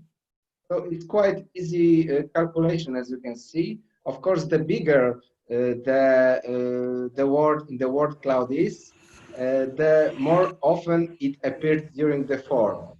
It's of course very simple calculation. So don't just bear it in mind. But it's quite important. This is answer for the question. What is citizen entrepreneurship for you? And what we see, the most often mentioned words were citizens, community, engagement, solving local problems, probably. And of course, this is some kind of opportunities and solution. Together is quite important. Also, problems to be solved. And of course, yes, we can. And what is not? This is quite surprising. Of course, this is not surprising, but it is also not entrepreneurship, you know. Of course, this is quite tricky because people, you are just answering entrepreneurship is not many times. That's why it appeared in the word cloud. So don't worry about this. But I think the most important is not profit, but also not pure business and not pure entrepreneurship. This is what entrepreneurship is. Thank you. Thank you. That was nice and interesting. We have to discuss the results later on, whether we were clear enough during this workshop. Now it's time for any question from the audience, from any of you participating today in this workshop. Do you have still some questions, comments, doubts, provocative thoughts, whatever? Karen Hidden, you made a comment about the challenges social enterprises face and why it might not fit in within, why it's different from citizen entrepreneurship, perhaps. Could you explain that for, perhaps, if you don't mind? I don't know. I agree that it is part of the citizen entrepreneurship. I think what we tend to forget, particularly with a lot of social enterprises here in South Africa, is the importance of engaging with all stakeholders, and that includes the community It includes local businesses. It includes even other social enterprises to make sure that you're not impacting a different community. So I often think that that part gets left out, and it's actually the starting point for everything going forward. It kind of fits into that whole design thinking methodology around having empathy and then identifying what the challenges are. Yeah, that's an interesting take, and quite often I think social enterprises fall into that trap because they're urged to develop concrete, relevant, sustainable business models. And although the Bill and Melinda Gates Foundation have come up with ideas around developing a social model and social metrics, by and large, these have not translated for adoption by social enterprises. I mean, it's all very well for Bill and Melinda Gates sponsored projects to afford the use of that metrics because the foundation supports them with large amounts of money. But for the average enterprise, social enterprise, they are quite often pushed into situations where they cannot sustain it because, and because their objective is to set an organization to run, to earn money and to distribute that money to the wider community as best as possible. So how are they going to be doing that? And the critical difference with citizen entrepreneurship that I'm referring to is that it does not require any of those organizational frameworks to be able to operate. It does not need to form a business. It does not need to form a social enterprise. It does not need to create a governmental agency. It brings together people around issues where it can talk to, communicate, and work with business, social enterprise, and governments.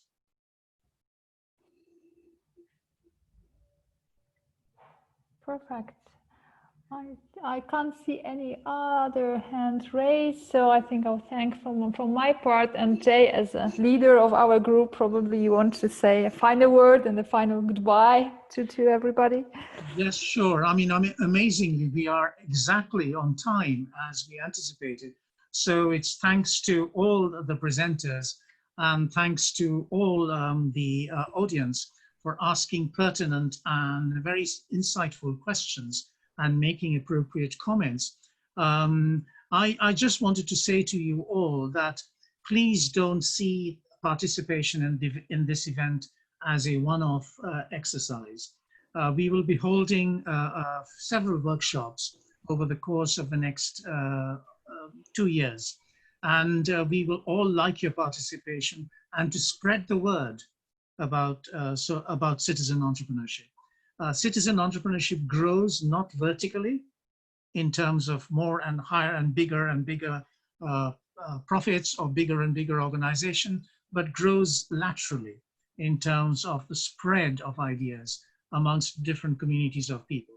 And even when there are differences and even when there are commonalities, I think it's important to understand it if this concept is to have any kind of sort of semblance of certainty or semblance of reality, and that it is something that people actually do, and that we as researchers and academics are not simply making things up because it suits our interest to do so. And I can assure you that in our field, we have many of us who do just that, because we create very shiny monoliths of intellectual argumentation, which sometimes have no bearing on reality. We certainly don't want to do that with citizen entrepreneurship because it would be an insult to citizens. But it is about recognizing what is it that citizens do beyond running a business, beyond setting up a social enterprise, beyond engaging in governmental lobbying, or indeed acting on behalf of the government.